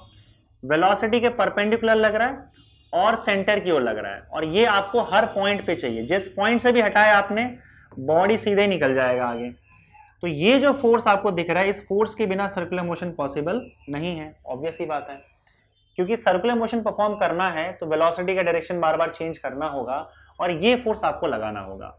आप क्लियरली देख सकते हो कि ये फोर्स जो है वो it is directed towards the centre, ये अपने आप सेंटर की ओर लग रहा है, और इसीलिए इस फोर्स को बोला जाता है सेंट्रीपिटल फोर्स। कौन सा फोर्स बोलते हैं, सेंट्रीपिटल फोर्स, समझे। तो ये जो सेंट्रीपिटल फोर्स है ये आपको चाहिए। अगर ये नहीं रहा तो पार्टिकल सर्कल में घूम ही नहीं पाएगा, क्योंकि वेलोसिटी का डायरेक्शन ही चेंज नहीं होगा। और ये सेंट्रीपिटल फोर्स आपको हर पॉइंट पे चाहिए सेंटर की ओर, और इसी को हम सेंट्रीपिटल फोर्स बोलते हैं। सेंट्रीपिटल वर्ड का मतलब ही होता है सेंटर की ओर, सेंटर से की, सेंटर की ओर जा रहा है, और यहाँ पे सेंटर की ओर आपका ये सेंट्रीपिटल फोर्स जाता है और आपका सर्कुलर मोशन परफॉर्म हो जाता है। समझ गया कि नहीं समझ गया। अब इसके बहुत सारे एग्जांपल्स आप देख सकते हो। जैसे अगर मान लो आपने एक रस्सी लिया, देखो सेंट्रीपिटल फोर्स कोई एक अलग फोर्स नहीं है, मैं पहले बोल दे रहा हूँ। सेंट्रीपिटल फोर्स कोई अलग फोर्स नहीं है। कोई भी फोर्स, जो भी फोर्स आप जानते हो, चाहे वो ग्रेविटेशनल फोर्स हो, इलेक्ट्रोमैग्नेटिक फोर्सेस हो, या मस्कुलर फोर्स ही रहने दो, या फ्रिक्शन रहने दो, या टेंशन इन द स्ट्रिंग रहने दो, जो भी फोर्सेस के बारे में आपने पढ़ रखा है, नॉर्मल रिएक्शन रहने दो, अगर वो सेंटर की ओर लग के पार्टिकल को सर्कल में घुमा रहा है परपेंडिकुलर डायरेक्शन में वेलोसिटी का डायरेक्शन चेंज करके, तो चाहे वो कोई भी फोर्स हो उसको मैं सेंट्रीपिटल फोर्स बोल दूंगा। वो फोर्स कुछ भी हो सकता है, ग्रेविटेशनल, नॉर्मल रिएक्शन, टेंशन, कुछ भी हो सकता है। अगर वो पार्टिकल के वेलोसिटी के परपेंडिकुलर लग के बार बार सर्कल में उसका डायरेक्शन चेंज कर रहा है और उसकी वजह से सर्कुलर मोशन हो रहा है, तो मैं उस फोर्स को सेंट्रीपिटल फोर्स बोल दूंगा। फॉर एग्जाम्पल, अगर सपोज करो आपने एक रस्सी लिया, रस्सी में एक ऑब्जेक्ट बांध दिया और उस ऑब्जेक्ट को अगर आप सर्कल में घुमा रहे हो, मान लो इस तरीके से, ये ऑब्जेक्ट है आपका और ये सेंटर की ओर है, तो आप क्या करते हो, एक्चुअली में सेंटर की ओर खींचते हो, बस रस्सी को सेंटर की ओर खींचते हो। आपने एक वेलोसिटी दे दी ऑब्जेक्ट को, और अब आप क्या कर रहे हो, सेंटर की ओर इसको खींच रहे हो। आप रस्सी को खींच रहे हो, रस्सी क्या कर रहा है, इसे खींच रहा है। तो रस्सी जो इस पर फोर्स लगा रहा है, स्ट्रिंग, उसको बोला जाता है tension, tension in the string. ये जो टी है आपका, टेंशन इन द स्ट्रिंग है। अब जब टेंशन इसको खींचेगा तो ये अपना डायरेक्शन चेंज करेगा, फिर यहाँ आ जाएगा, और यहाँ फिर टेंशन इसको खींचेगा, फिर ये आगे जाएगा, फिर टेंशन इसको खींचेगा, और बार बार इसकी वेलोसिटी बदलता जाएगा। इस बार सेंटर की ओर कौन सा फोर्स लग रहा है, टेंशन इन द स्ट्रिंग लग रहा है। इसका मतलब इस बार ये जो टेंशन है यही एक्ट्स एज सेंट्रीपिटल फोर्स, यही आपका सेंट्रीपिटल फोर्स है। तो सेंट्रीपिटल फोर्स मैंने जैसे कहा था कि कोई अलग फोर्स नहीं होता है, कोई भी फोर्स सेंट्रीपिटल फोर्स हो सकता है। यहाँ पे फिलहाल जो टेंशन है वो सेंट्रीपिटल फोर्स है।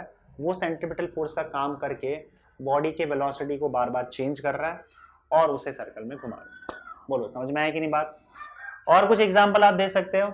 चलो हम लोग अर्थ और मून का एग्जाम्पल ले लेते हैं। मुझे एक बात बताओ, एक बड़ा सा सिंपल सा क्वेश्चन है कि अगर सपोज करो आपका अर्थ और मून है, अर्थ और मून छोड़ दो, आपका सन और अर्थ की बात कर लेते हैं हम लोग। सन और अर्थ के बीच में जबरदस्त ग्रेविटेशनल फोर्स होता है। अब अगर इतना ग्रेविटेशनल फोर्स है तो मुझे एक बात बताओ कि अगर मान लो आपका सन यहाँ पर है, इससे यहाँ पे आपका सन है और सन जबरदस्त ग्रेविटेशनल, सन बहुत भारी है, याद रखना, अर्थ के कंपैरिजन में सन बहुत ही हैवी है। तो मुझे एक बात बताओ कि यहाँ पे सन है और यहाँ पे आपका अर्थ है, सॉरी अर्थ ऐसे नहीं होता, ये आपका अर्थ है। तो अगर सन अर्थ पर जबरदस्त ग्रेविटेशनल फोर्स लगाकर उसे खींच रहा है तो फिर अर्थ जो है वो सन के अंदर घुस क्यों नहीं जाता बताओ। अब अगर उसे खींच रहा है ग्रेविटेशनल फोर्स से, तो सन के अंदर अर्थ क्यों नहीं चला जाता। वही सेम क्वेश्चन अर्थ और मून के लिए, अगर यहाँ पे अर्थ है और यहाँ पे मून है, तो अगर अर्थ मून को खींच रहा है अपनी ओर ग्रेविटेशनल फोर्स से, तो वो उसके अंदर घुस क्यों नहीं जाता, उसके चक्कर क्यों लगा रहा है। इसका क्या सेंस है कि मैं अगर किसी को खींचूंगा तो क्या मेरे चक्कर लगाने लग जाएगा, इसका क्या मतलब हुआ। ये अगर सन उसको खींच रहा है तो उसके चक्कर क्यों लगा रहा है, घुस जाए अर्थ उसके अंदर, बताओ। अब देखो एक्चुअली यहाँ पे होता क्या है, सी अर्थ जो है वो सन के चक्कर नहीं लगाना चाहता है। अर्थ तो बेसिकली अपने रास्ते से निकल रहा था, जा रहा था। अर्थ के पास एक वेलोसिटी थी जिस वेलोसिटी से वो जा रहा था। देखो अगर ऐसा हो कि अर्थ रेस्ट पे आ जाए, रुक जाए, तब तो सन उसे पकड़ के खींच लेगा, अंदर घुस जाएगा। लेकिन इसके पास एक वेलोसिटी है और यही वेलोसिटी ने उसको बचा के रखा हुआ है। एक्चुअली क्या था, अपने रास्ते आप मान के चलो कि अपने रास्ते अर्थ जो है वो निकल रहा था, लेकिन इस वेलोसिटी के परपेंडिकुलर सन का ग्रेविटेशनल फोर्स उसे खींच रहा है। अब सन का ग्रेविटेशनल फोर्स जो है ये अर्थ के वेलोसिटी के परपेंडिकुलर लगता है। परपेंडिकुलर फोर्स जो है ग्रेविटेशनल फोर्स, इस वेलोसिटी के डायरेक्शन को बदल देता है। अब अर्थ अगले पॉइंट पे यहां जाने लग जाता है। लेकिन मुझे एक बात बताओ, ग्रेविटेशनल फोर्स यहां पे भी तो लगेगा ही ना। फिर सन का ग्रेविटेशनल फोर्स उसे खींचता है और फिर ये मुड़ जाता है। फिर अगले पॉइंट पे सर का ग्रेविटेशनल फोर्स इसे परपेंडिकुलर खींचता है, डायरेक्शन चेंज करता है और फिर मुड़ जाता है। फिर ये बेचारा यहाँ पे जाना चाहता है, निकल जाना चाहता है, लेकिन अर्थ का ग्रेविटेशनल फोर्स इसे बार बार अपनी ओर खींच के इसके वेलोसिटी का डायरेक्शन बार बार बदलता है और इसको सर्कल में घुमाता है। समझे कि नहीं समझे। तो अर्थ तो अपने रास्ते निकल जाना चाहता है, सन का ग्रेविटेशनल फोर्स जो है उसे सेंटर की ओर खींच के बार बार उसका डायरेक्शन चेंज कर रहा है और उसे सर्कल में घुमा रहा है। समझे। किसी मोमेंट पे अगर सपोज करो, जैसे मान लो अर्थ यहाँ पे आ गया और ये यहाँ जाने की कोशिश कर रहा है, अर्थ सन इसे खींचेगा। अगर किसी मोमेंट पे सन का ग्रेविटेशनल फोर्स खत्म हो जाए तो फिर अर्थ जो है सीधे रास्ते निकल जाएगा यहाँ से। समझे। तो इस तरीके से आपका ग्रेविटेशनल फोर्स जो है यहाँ पे अर्थ और सन के बीच में, सन का ग्रेविटेशनल फोर्स जो उसे पुल कर रहा है वो एक्चुअली आप देख सकते हो सेंट्रीपिटल फोर्स का काम कर रहा है। तो इस केस में जो आपका ग्रेविटेशनल फोर्स है, ग्रेविटेशनल फोर्स यही सेंट्रीपिटल फोर्स का काम करता है, एक्ट्स एज सेंट्रीपिटल फोर्स। तो अलग अलग केस में अलग अलग फोर्स आपका सेंट्रीपिटल फोर्स का काम करता है, ये आप देख चुके हो। समझे। एक एग्जांपल मैं और दूंगा। जैसे मान लो यहाँ पे एक गाड़ी है और वो गाड़ी काफी हल्की है, इतनी हल्की है कि मैं उसको खींच सकता हूँ, जैसे खींचूंगा तो मेरे पास आ जाएगा। तो अगर मान लो वो गाड़ी हल्की है और वहां पे पड़ी हुई है, राइट, और अगर वो रेस्ट पे है, उससे मैंने एक धागा बांध के रखा हुआ और उसका जो दूसरा हिस्सा है मेरे हाथ में है। अगर वो कार रेस्ट पे है और मैंने उसको पकड़ के ऐसे खींच लिया, तब तो कार मेरे पास आ जाएगी ऐसे, ठीक है। लेकिन मान लो उस रस्सी को पकड़ के रखा है और कार यहाँ से मूव कर रही है स्ट्रेट, तो अगर वो एक वेलोसिटी से मूव कर रही है और फिर मैं अगर इसको परपेंडिकुलर डायरेक्शन में से फोर्स लगाता हूँ तो कार का बस डायरेक्शन चेंज हो जाएगा। समझ रहे हो ना, कार ऐसे जा रही है, खींचा पकड़ के ऐसे हो जाएगा। अब अगर मान लो मैंने एक बार खींच के छोड़ दिया तो वो डायरेक्शन बदल के फिर सीधे निकल जाएगी ऐसे, राइट। लेकिन अगर सपोज करो कार चल रही है, मूव कर रही है, मैंने पकड़ के खींचा वेलोसिटी के परपेंडिकुलर, डायरेक्शन चेंज कर दिया और फिर अगले पॉइंट पे फिर खींचा तो फिर डायरेक्शन चेंज होगा, फिर खींचा फिर डायरेक्शन चेंज होगा, फिर मैं खींचते जाऊंगा और उसका डायरेक्शन चेंज होता जाएगा और वो सर्कल में घूमता जाएगा। समझ में आया। तो इसी तरीके से एक्चुअली क्या होता है, यहाँ पे होता है कि वेलोसिटी से जा रहा है, अर्थ जा रही है, लेकिन बार बार सन उसको परपेंडिकुलर डायरेक्शन में खींच के उसका सर्कल कंप्लीट करवाता है, वेलोसिटी का डायरेक्शन चेंज करता है। तो मेरा जो फोर्स यहाँ पे जिस फोर्स से मैं खींच रहा हूं वो फोर्स सेंट्रीपिटल फोर्स कहलाएगा। वैसे यहाँ पे भी इनका जो ग्रेविटेशनल फोर्स है सन का, वो क्या कहलाएगा, सेंट्रीपिटल फोर्स कहलाएगा। समझे। एक लास्ट एग्जांपल इसमें मैं देना चाहूंगा और वो है, मुझे एक बात बताओ कि अगर सपोज करो किसी रोड पर एक कार मूव कर रही है सर्कल में, तो ये सर्कुलर रोड है, सर्कुलर रोड पे कार मूव कर रही है, तो मुझे एक बात बताओ कि यहाँ पे सेंट्रीपिटल फोर्स का काम कौन करता है। यहाँ पे कौन सा ऐसा फोर्स है जो सेंटर से कार को सेंटर की ओर खींच रहा है। ऐसा तो कोई है नहीं ना कि सेंटर पे कोई बंदा बैठा हुआ है रोड के और वो कार को पकड़ के सेंटर की ओर खींच रहा है, बार बार उसके वेलोसिटी का डायरेक्शन चेंज कर रहा है, जिसकी वजह से कार जो है वो सर्कल में घूम रही है। यहाँ पे सेंट्रीपिटल फोर्स कौन प्रोवाइड करता है? वेल यहाँ पे जो सेंट्रीपिटल फोर्स होता है बच्चों, वो होता है कार और रोड के बीच का फ्रिक्शन। कार और रोड के बीच का जो फ्रिक्शन होता है, ये फ्रिक्शन सेंटर की ओर लगता है और यही सेंट्रीपिटल फोर्स का काम करता है। कार जब टर्न लेती है और इसका जो पहिया है बाहर की ओर मूव करने की कोशिश करती है, तो फ्रिक्शन सेंटर की ओर लग के, रोक के, और उसे सर्कल में मूव करने में हेल्प होता है। इसके वेलोसिटी को क्या करता है, वो बार बार इसके डायरेक्शन को चेंज करता है। तो यहाँ पे फ्रिक्शन ही सेंट्रीपिटल फोर्स का काम करेगा। ध्यान रहे कि अगर किसी रोड पे फ्रिक्शन ना हो तो आपकी गाड़ी सीधी जाएगी, आप टर्न नहीं ले पाओगे। तो आप बोलोगे सर हमको पहिया घुमाते हैं। देखो, पहिया घुमाने से, स्टीयरिंग घुमाने से आप सर्कल में नहीं घूमोगे।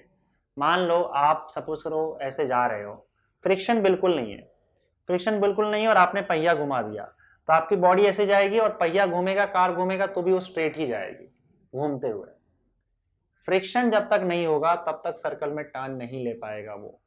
फ्रिक्शन ही सेंटर की ओर लग के वेलोसिटी के डायरेक्शन को बदलता है और फ्रिक्शन सेंट्रीपिटल फोर्स का काम करता है इस केस में। तो यहाँ पे सेंट्रीपिटल फोर्स का काम कौन कर रहा है?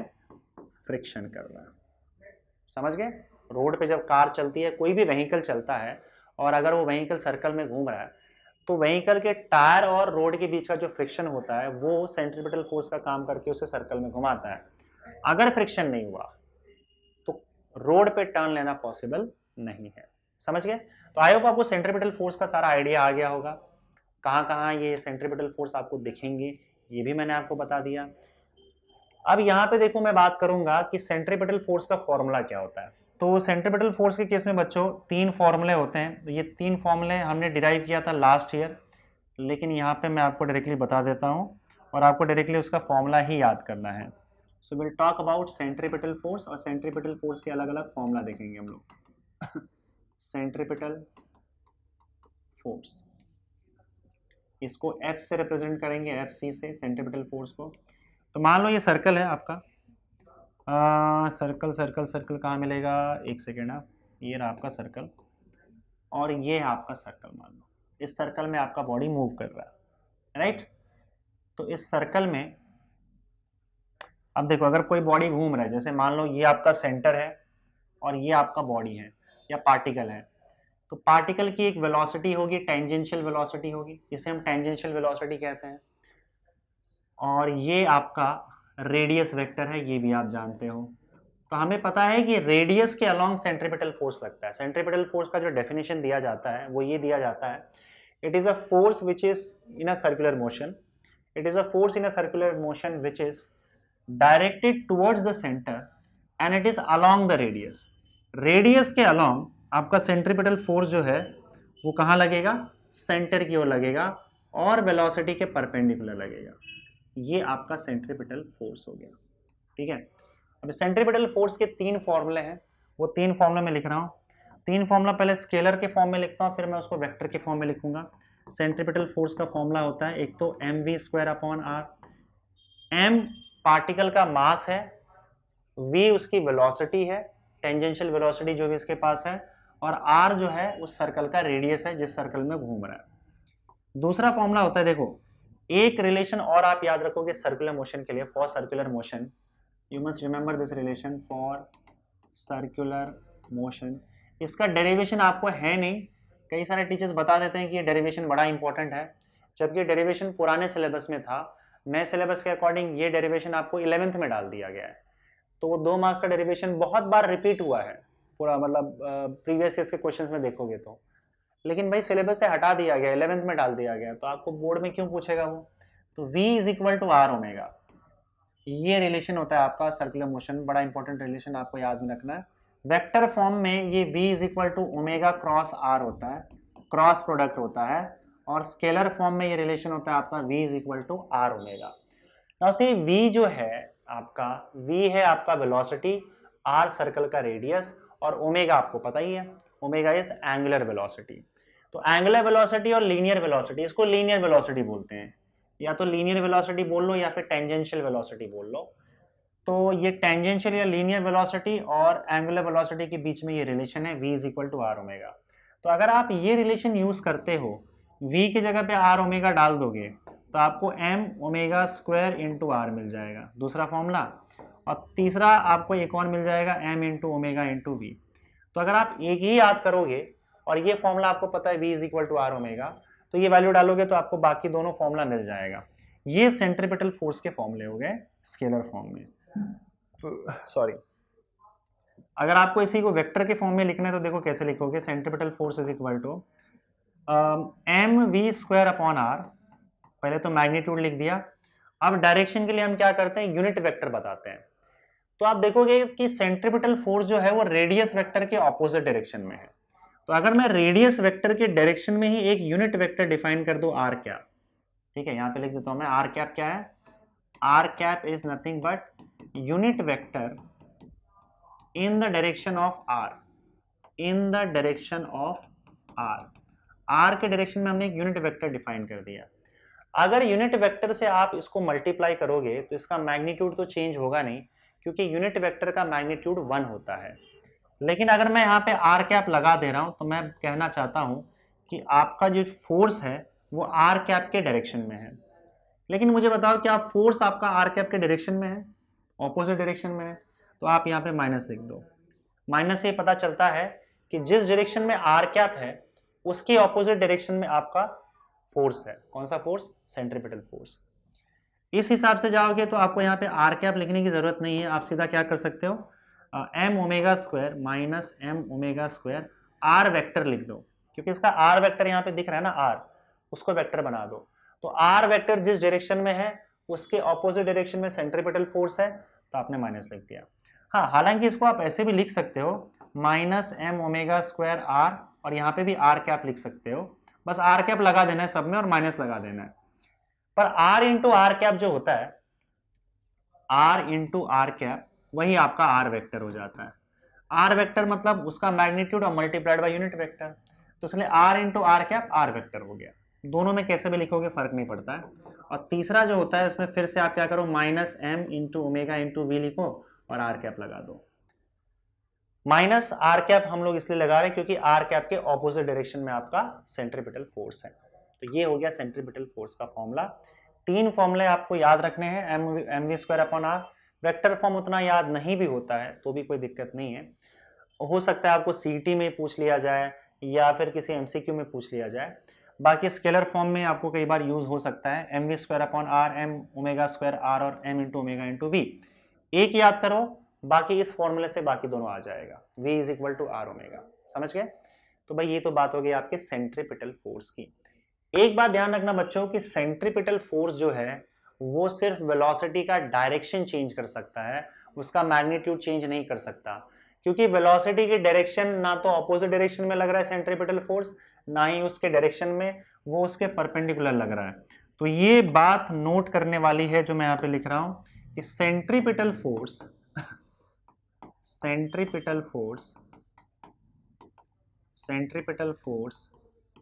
can only change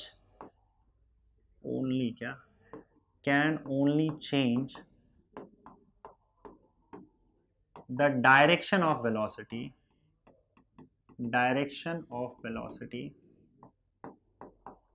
ठीक है। It cannot change its magnitude,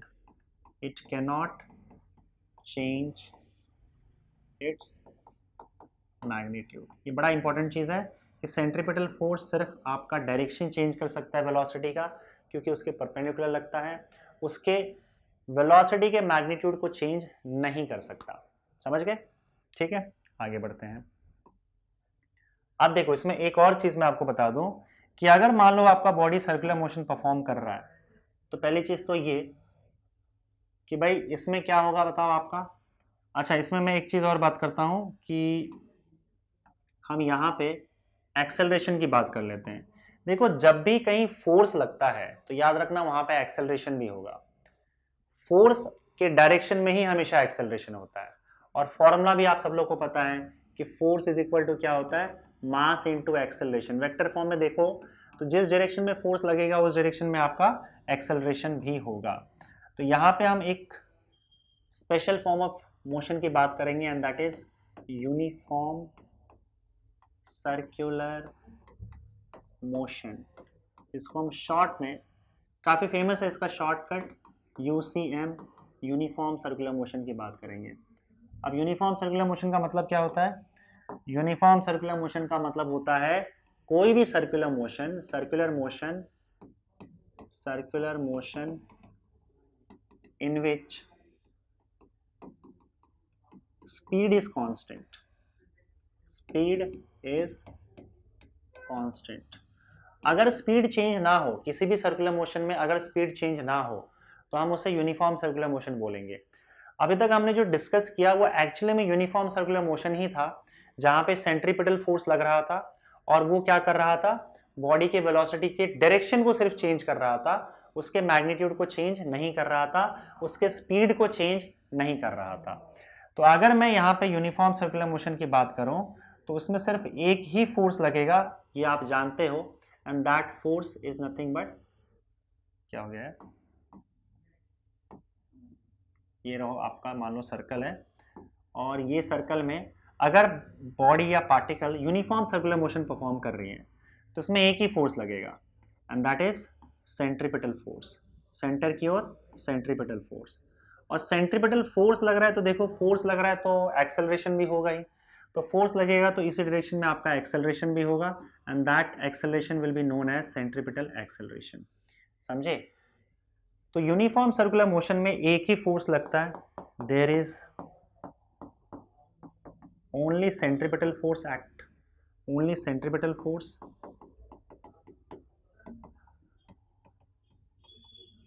और देयर इज ओनली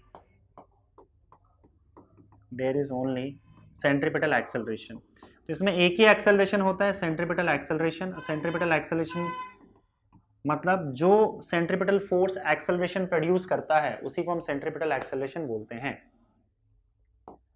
ठीक है, सेंट्रीपिटल फोर्स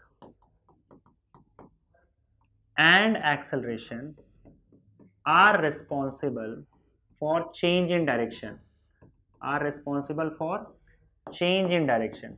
भाई ये सिर्फ आपका डायरेक्शन चेंज करता है और कुछ नहीं करता, समझे? सेंट्रीपिटल फोर्स हो रहा है यहाँ पे लग रहा है, या फिर सेंट्रीपिटल एक्सेलरेशन जो हो रहा है, इसका मतलब क्या हो रहा है कि सिर्फ वेलोसिटी का डायरेक्शन चेंज हो रहा है, मैग्नीट्यूड चेंज नहीं हो रहा है, स्पीड कांस्टेंट है, वेलोसिटी जितनी यहाँ पे उतनी यहाँ पे भी होगी, बस बार बार डायरेक्शन चेंज हो रहा है। समझ गए? अच्छा, centripetal force is also called radial, centripetal force is also called, sorry, centripetal acceleration is also called radial acceleration, radial acceleration। तो इसको कई बार रेडियल एक्सेलरेशन भी बोला जाता है और इसको AR से रिप्रेजेंट किया जाता है। तो मतलब AR बोल लो या फिर AC बोल लो, दोनों सेम चीज है। इसी को रेडियल एक्सेलरेशन भी बोलते हैं, इसी को सेंट्रीपिटल एक्सेलरेशन भी बोलते हैं। तो AC लिख लो या फिर AR लिख लो, दोनों एक ही बात है। रेडियल एक्सेलरेशन इसको इसलिए बोला जाता है क्योंकि वो रेडियस के अलोंग लग रहा है। सेंट्रीपिटल इसलिए बोला जाता है क्योंकि सेंट्रीपिटल फोर्स ये एक्सेलरेशन प्रोड्यूस कर रहा है, सेंटर की ओर है, इसलिए इसको सेंट्रीपिटल एक्सेलरेशन बोलेंगे हम लोग। तो यूनिफॉर्म सर्कुलर मोशन अगर होगा तो सिर्फ मैग्नीट्यूड का सिर्फ डायरेक्शन चेंज होगा, डायरेक्शन चेंज होगा तो एक ही फोर्स लगेगा, एक ही एक्सेलरेशन होगा। फोर्स का वैल्यू ऑलरेडी हम लोग लिख चुके हैं यहाँ पे, सेंट्रीपिटल फोर्स का देखो, ये फॉर्मूला देख रहे हो आप, लिख चुके हो। अगर आपको सेंट्रीपिटल एक्सेलरेशन का फॉर्मूला चाहिए तो force is equal to mass into acceleration होता है। इसका मतलब centripetal force will be equal to mass into centripetal acceleration हो जाएगा। अब देखो बच्चों, बुक में हर जगह पे AR AR AR लिखा हुआ है और मुझे AR उतना खास पसंद नहीं है, अपनी अपनी पसंद होती है, तो मैंने यहाँ पे AC लिख दिया हुआ है। और वो लोग रेडियल एक्सेलरेशन बार बार बोलते हैं, मैं सेंट्रीपिटल एक्सेलरेशन बार बार बोल रहा हूँ क्योंकि मुझे सेंट्रीपिटल एक्सेलरेशन पसंद है, क्योंकि फोर्स का जो नाम है वही नाम यहाँ पे रहे तो अच्छा लगेगा। बाकी इसी को रेडियल एक्सेलरेशन बोलते हैं, कोई अलग चीज नहीं है। मतलब आप बुक में अगर ऐसा लिखा रहेगा F is equal to M into AR तो घबराना मत, एक ही बात हो गई।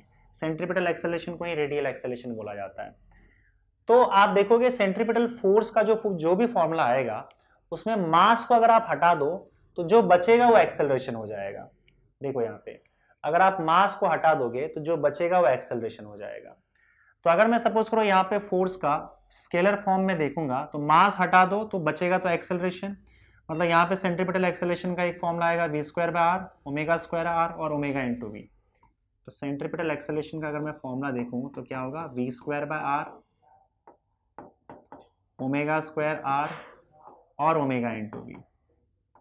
और उसी तरीके से अगर मैं इसके वेक्टर फॉर्म को देखूँ तो वेक्टर फॉर्म में देखो जैसे लिखा था फोर्स में से मास हटा देना है, तो centripetal acceleration is equal to minus v square by r into r cap, और यहाँ पे आ जाएगा माइनस ओमेगा स्क्वायर आर, और यहाँ पे आ जाएगा minus omega into v into r cap. Same force की तरह ही, बस मास हटा दो तो आपको एक्सेलरेशन का फॉर्मूला मिल जाएगा। तो ये सेंट्रीपिटल एक्सेलरेशन के तीन फॉर्मूले, v square by r, omega square r, omega into we.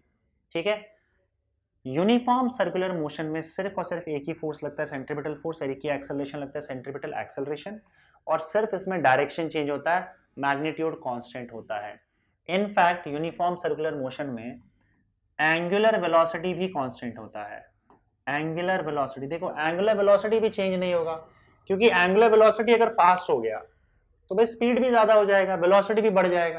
पर अगर आपने लिखा है कि स्पीड कांस्टेंट है तो ऑब्वियसली बात है कि आपका angular velocity is also constant. Angular velocity is also constant. अच्छा मुझे एक बात बताओ कि वेलोसिटी कांस्टेंट होगा कि नहीं। देखो पहले ही शुरू में हम बोल चुके हैं कि किसी भी सर्कुलर मोशन में वेलोसिटी कांस्टेंट नहीं होता है। वेलोसिटी का वैल्यू, वेलोसिटी का मैग्नीट्यूड इसमें कांस्टेंट होगा, क्योंकि जब तुम वेलोसिटी वर्ड बोलते हो तो उसमें डायरेक्शन भी आ जाता है। अब डायरेक्शन तो फिक्स नहीं है ना, बार बार डायरेक्शन चेंज हो रहा है। तो ध्यान देना, in uniform circular motion, in uniform circular motion velocity changes.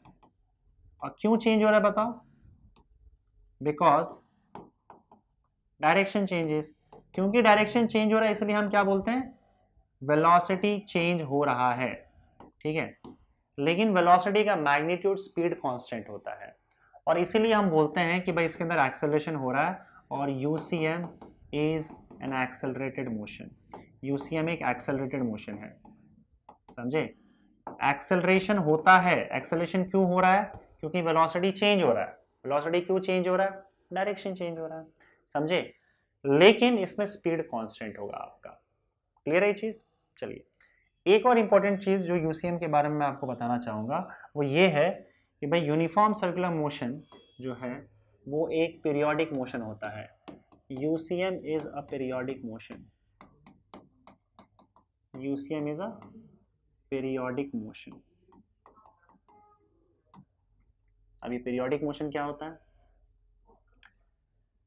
देखो पीरियोडिक मोशन आप जानते हो कि कोई भी मोशन जो बार बार खुद को रिपीट करे और सेम टाइम में रिपीट करे उसे हम पीरियोडिक मोशन बोलते हैं।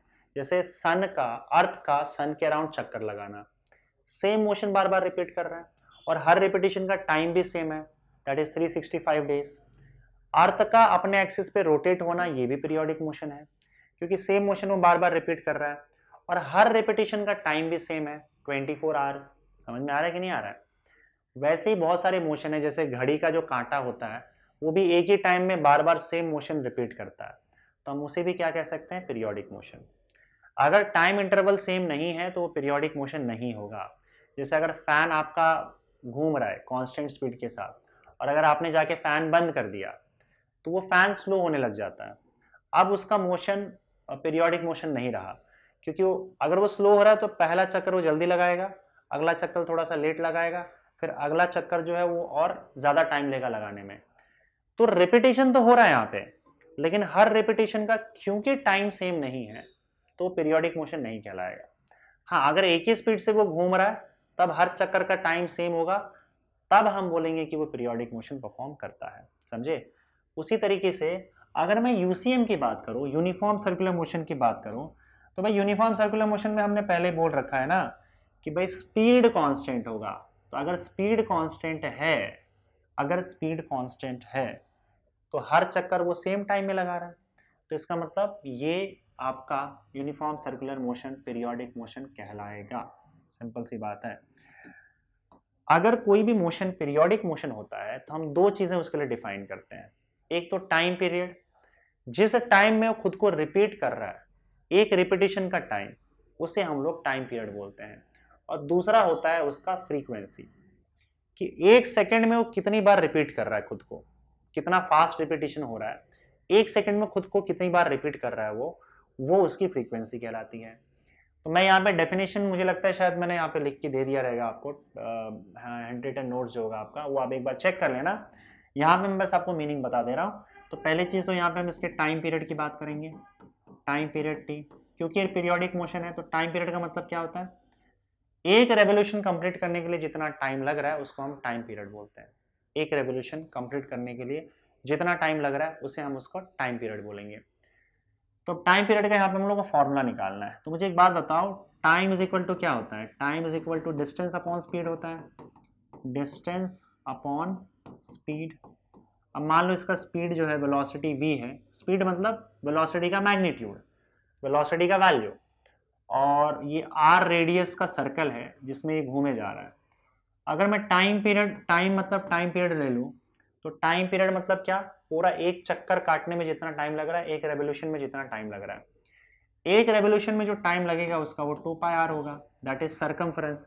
ये पूरा डिस्टेंस वो ट्रेवल करेगा एक चक्कर में, and that is nothing but 2 pi r, जो कि सर्कल का सर्कमफरेंस हो जाएगा।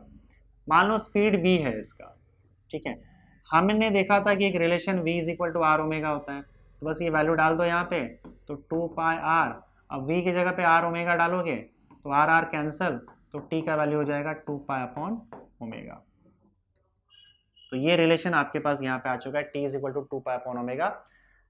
सर्कुलर मोशन में अगर यूसीएम परफॉर्म हो रहा है तो यूसीएम में टाइम पीरियड जो होगा 2 पाई अपॉन ओमेगा होगा, ये ध्यान में रखना। दूसरी तरफ अच्छा एसआई यूनिट क्या होगा बताओ टाइम पीरियड का, एसआई यूनिट सब जानते हो, टाइम है ना, SI unit of T, time है तो क्या हो जाएगा, एसआई यूनिट सेकेंड हो जाएगा, ठीक है। अच्छा फ्रीक्वेंसी की बात कर लेते हैं। फ्रीक्वेंसी मतलब एक सेकेंड में या यूनिट टाइम में कितना ऑसिलेशन हो, ऑसिलेशन बोल रहा हूं मैं, सॉरी, कितनी बार रेवोल्यूशंस परफॉर्म कर रहा है। अगर एक सेकंड में वो 4 बार घूम जा रहा है तो मैं बोलूंगा कि 4 हर्ट्ज की फ्रीक्वेंसी है इसकी।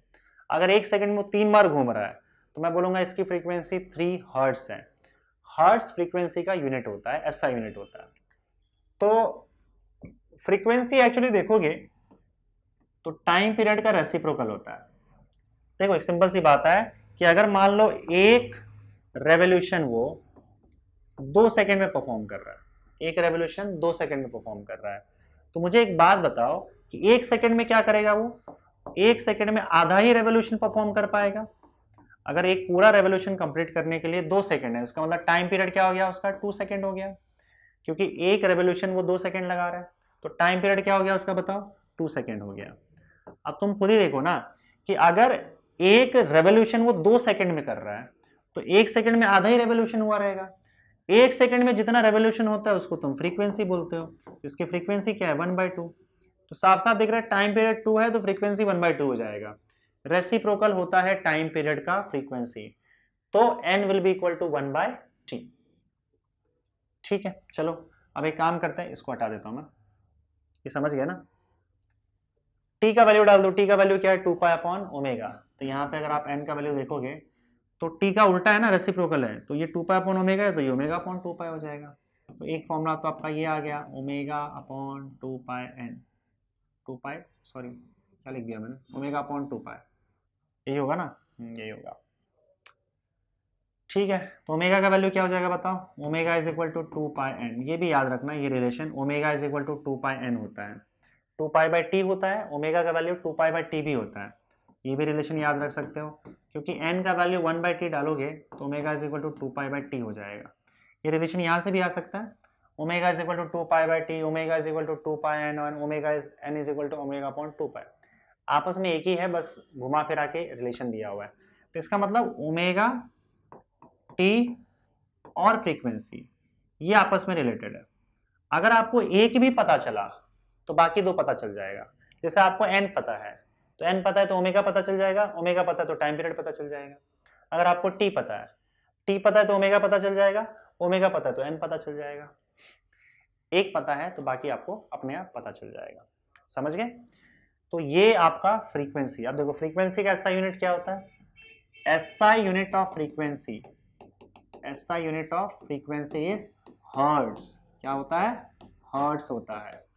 अब देखो हर्ट्ज का मतलब क्या होता है, एक सेकेंड में कितने रेवोल्यूशंस हो रहे हैं। अब रेवोल्यूशंस को कई बार लोग साइकिल्स भी बोलते हैं। तो 1 हर्ट्ज का मतलब होता है 1 हर्ट्ज का मतलब होता है 1 साइकिल पर सेकेंड या फिर 1 रेवोल्यूशन पर सेकेंड। आरपीएस मतलब रेवोल्यूशन पर सेकेंड, सीपीएस मतलब साइकिल्स पर सेकेंड। रेवोल्यूशन को लोग साइकिल भी बोल देते हैं।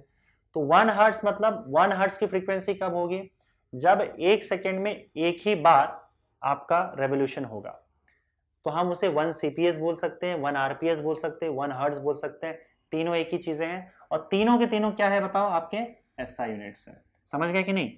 सीपीएस का मतलब होता है साइकिल्स पर सेकेंड,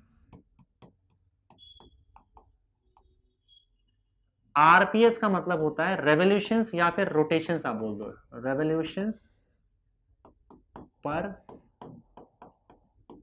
सेकेंड। समझे। अब इसके दूसरे यूनिट्स भी है, जैसे आरपीएम करके होता है। आरपीएम, आरपीएम का मतलब होता है रेवोल्यूशंस पर मिनट। मतलब एक मिनट में कितना रेवोल्यूशन हो रहा है। अगर आप फ्रीक्वेंसी को आरपीएम में मेजर करोगे तो आपको बताएगा कि वो एक मिनट में कितना रेवोल्यूशन हो रहा है। जैसे मैंने आपसे कहा कि भाई देखो ये पीरियोडिक मोशन है या ये यूनिफॉर्म सर्कुलर मोशन है, इसकी फ्रीक्वेंसी 5 आरपीएम है। 5 आरपीएम मतलब क्या, हर मिनट में वो 5 बार रेवोल्यूशन परफॉर्म करेगा, या उसका जो फ्रीक्वेंसी है 120 आरपीएम है। तो 120 आरपीएम का मतलब हर सेकंड में वो हर मिनट में क्या करेगा, 20 बार रेवोल्यूशन करेगा। आरपीएम का मतलब रेवोल्यूशंस पर मिनट। तो देखो यहाँ पे रिलेशन क्या आ जाएगा, यहाँ पे 1 RPM is equal to 1/60 RPS. एक एग्जांपल है सिंपल सा, देखो तो ये आरपीएम भी एक यूनिट हो जाएगा आपका, ये याद रखना। 1 RPM is equal to 1/60 RPS. और आरपीएस मतलब क्या होता है, हर्ट्स होता है। 1/60 आरपीएस ये भी लिख सकते हो आप, या फिर 1 RPM is equal to 1/60 hertz. Hertz, RPS या सीपीएस जो भी लिखना रहेगा, दोनों सेम चीज है। एक सिंपल सा एग्जांपल देखो, जैसे एग्जांपल मैं अगले पेज पे दे देता हूँ कि अगर मैं बोलता हूँ किसी की फ्रीक्वेंसी जो है वो 120 आरपीएम है। 120 आरपीएम मतलब एक मिनट में वो, इसका मतलब क्या है, एक मिनट में वो कितना रेवोल्यूशंस परफॉर्म कर रहा है, 120 रेवोल्यूशंस परफॉर्म कर रहा है। एक मिनट का मतलब 60 सेकेंड्स होता है, तो 60 सेकेंड्स में वो कितना रेवोल्यूशंस परफॉर्म कर रहा है, 120 रेवोल्यूशंस परफॉर्म करेगा। अगर 60 सेकेंड में 120 रेवोल्यूशंस परफॉर्म कर रहा है तो एक सेकेंड में ऑब्वियसली बात है 120 डिवाइडेड बाय 60 रेवोल्यूशंस परफॉर्म करेगा, and that is equal to 2 revolution. तो हर सेकेंड में कितना रेवोल्यूशन परफॉर्म कर रहा है, 2 रेवोल्यूशन। तो मैं क्या कहूंगा, इसकी फ्रीक्वेंसी 2 रेवोल्यूशंस पर सेकेंड है, या फिर 2 आरपीएस है, या फिर 2 हर्ट्ज है। तो अगर 120 आरपीएम है तो आपको क्या मिला फाइनली, 2 आरपीएस या 2 हर्ट्ज। तो आपको इतना करने की जरूरत नहीं, आपको बस ये कन्वर्जन फैक्टर याद रखना है कि 1 RPM is equal to 1/60 hertz या 1 RPM is equal to 1/60 RPS.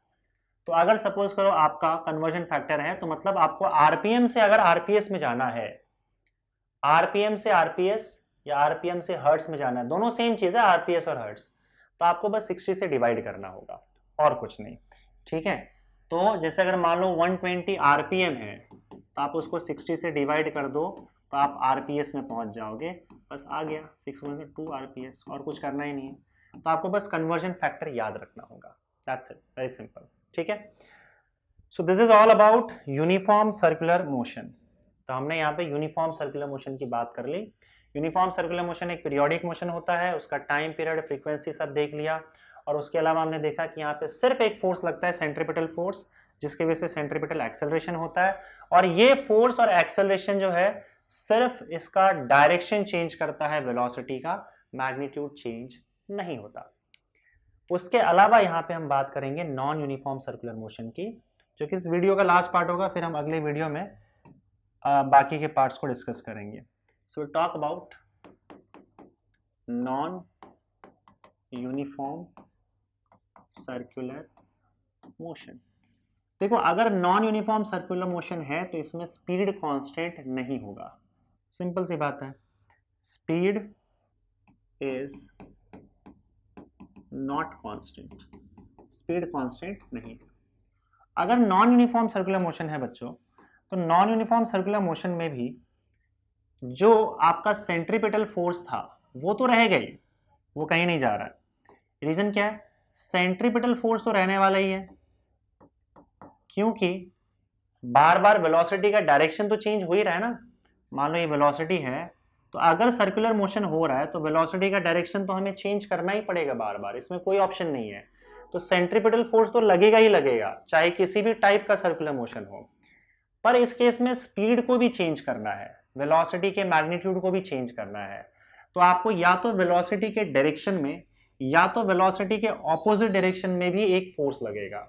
इस बार सिर्फ सेंट्रीपिटल फोर्स से काम नहीं चलेगा, there will be tangential force also.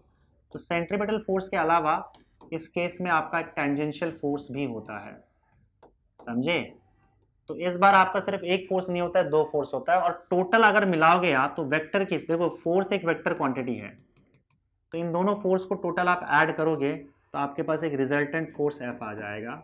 तो आप ऐसे लिख सकते हो, force F is equal to centripetal force plus tangential force. तो नॉन यूनिफॉर्म सर्कुलर मोशन में क्योंकि टेंजेंशियल फोर्स भी होता है, तो ये टेंजेंशियल फोर्स Ft ये क्या करता है? Changes the magnitude of, changes the speed, ठीक है। और आपका जो Fc है सेंट्रीपिटल फोर्स, तो सेंट्रीपिटल फोर्स डायरेक्शन चेंज करता है और टेंजेंशियल फोर्स वेलोसिटी के मैग्नीट्यूड को चेंज करता है, मतलब स्पीड को चेंज करता है, चेंजेस द डायरेक्शन। और इस केस में ऐसे सर्कुलर मोशन में डायरेक्शन और मैग्नीट्यूड दोनों चेंज होता है। इसका एग्जांपल, जैसे अगर मान लो आपने फैन को जस्ट स्विच ऑन किया, तो फैन का कोई भी एक पार्टिकल पकड़ लो, उसकी वेलोसिटी भी इंक्रीज होते जा रही है, मतलब आपका टेंजेंशियल फोर्स भी लग रहा होगा, वेलोसिटी भी इंक्रीज हो रही है, और सर्कल में घूम रहा है, मतलब डायरेक्शन भी चेंज हो रहा है वो। तो ये एक एग्जांपल हो गया आपका नॉन यूनिफॉर्म सर्कुलर मोशन का। अगर वेलोसिटी कम भी होगी तो भी हम उसको नॉन यूनिफॉर्म सर्कुलर मोशन बोलेंगे, और वहां पे भी आपका टेंजेंशियल फोर्स होगा पर ऑपोजिट डायरेक्शन में होगा। तो यहाँ पे दोनों फोर्सेस होता है, क्योंकि दोनों फोर्स है तो यहाँ पे दो एक्सेलरेशन होगा, है ना। तो एक तो आपका सेंट्रीपिटल एक्सेलरेशन तो हम जानते ही थे, एक होगा आपका सेंट्रीपिटल एक्सेलरेशन जो कि सेंटर की ओर होगा, और ये सेंट्रीपिटल एक्सेलरेशन किसकी वजह से आ रहा है? सेंट्रीपिटल फोर्स की वजह से आ रहा है। इसको रेडियल एक्सेलरेशन भी बोलते हैं। और क्योंकि इस बार वेलोसिटी के डायरेक्शन में भी एक एक्सेलरेशन है, क्योंकि यहाँ पे एक और फोर्स लग रहा है दैट इज टेंजेंशियल फोर्स, तो हमारे पास एक टेंजेंशियल एक्सेलरेशन भी होगा जो कि वेलोसिटी के डायरेक्शन में होगा। इस बार टोटल एक्सेलरेशन अगर आप देखोगे तो इन दोनों का एडिशन होगा, और टोटल एक्सेलरेशन एक पर्टिकुलर एंगल पे लगता है यूनिफॉर्म सर्कुलर मोशन में। वेक्टर के हिसाब से अगर आप देखोगे तो अगर ये पूरा A है और ये AC है सेंट्रीपिटल एक्सेलरेशन, तो ये वाला पार्ट और ये वाला पार्ट तो सेम है ना, तो ये अगर 80 है तो ये भी 80 हो जाएगा। तो यहाँ अगर इस पार्ट में आप पाइथागोरस थ्योरम यूज कर लो तो आपको मिलेगा A square is equal to hypotenuse का square is equal to 80 square plus AC square, and hence A will be equal to under root 80 square plus AC square, ठीक है। अच्छा, सेंट्रीपिटल एक्सेलरेशन का formula already मैं बता चुका हूँ, तीन फॉर्मूला होता है, V square by R, omega square R और ओमेगा इंटू वी, ये हम डिस्कस कर चुके हैं। वैसे ही टेंजेंशियल एक्सेलरेशन के दो फॉर्मूले होते हैं। टेंजेंशियल एक्सेलरेशन का आपको दो फॉर्मूला याद रखना है, एक तो R अल्फा होता है जो आगे यूज होगा, और दूसरा एक dv बाई dt होता है, change in velocity upon time, dv by dt velocity के डायरेक्शन में लग रहा है, समझे। दो फोर्स दो एक्सेलरेशन, सेंट्रीपिटल एक्सेलरेशन मतलब आपका डायरेक्शन चेंज हो रहा है, और टेंजेंशियल एक्सेलरेशन मतलब आपका स्पीड चेंज हो रहा है। तो नॉन यूनिफॉर्म सर्कुलर मोशन में दोनों चीजें होती हैं, स्पीड भी चेंज होता है जो कि टेंजेंशियल फोर्स करता है, और यहां पे हम बोलते हैं कि टेंजेंशियल एक्सेलरेशन हो रहा है। डायरेक्शन चेंज होता है तो वो सेंट्रीपिटल फोर्स करता है, और हम बोलते हैं सेंट्रीपिटल एक्सेलरेशन हो रहा है। So this is all about non uniform circular motion. Uniform circular motion, non uniform circular motion, ये सारी चीजें कवर हो चुकी हैं बच्चों। अब अगले वीडियो में हम लोग बात करेंगे सेंट्रीफ्यूगल फोर्स के बारे में, तो उसका बैकग्राउंड थोड़ा सा आपको बताना पड़ेगा। तो ये सारी चीज़ अब नेक्स्ट वीडियो में मिलेंगे, तब तक आप अपनी पढ़ाई जारी रखना, ठीक है। Thank you.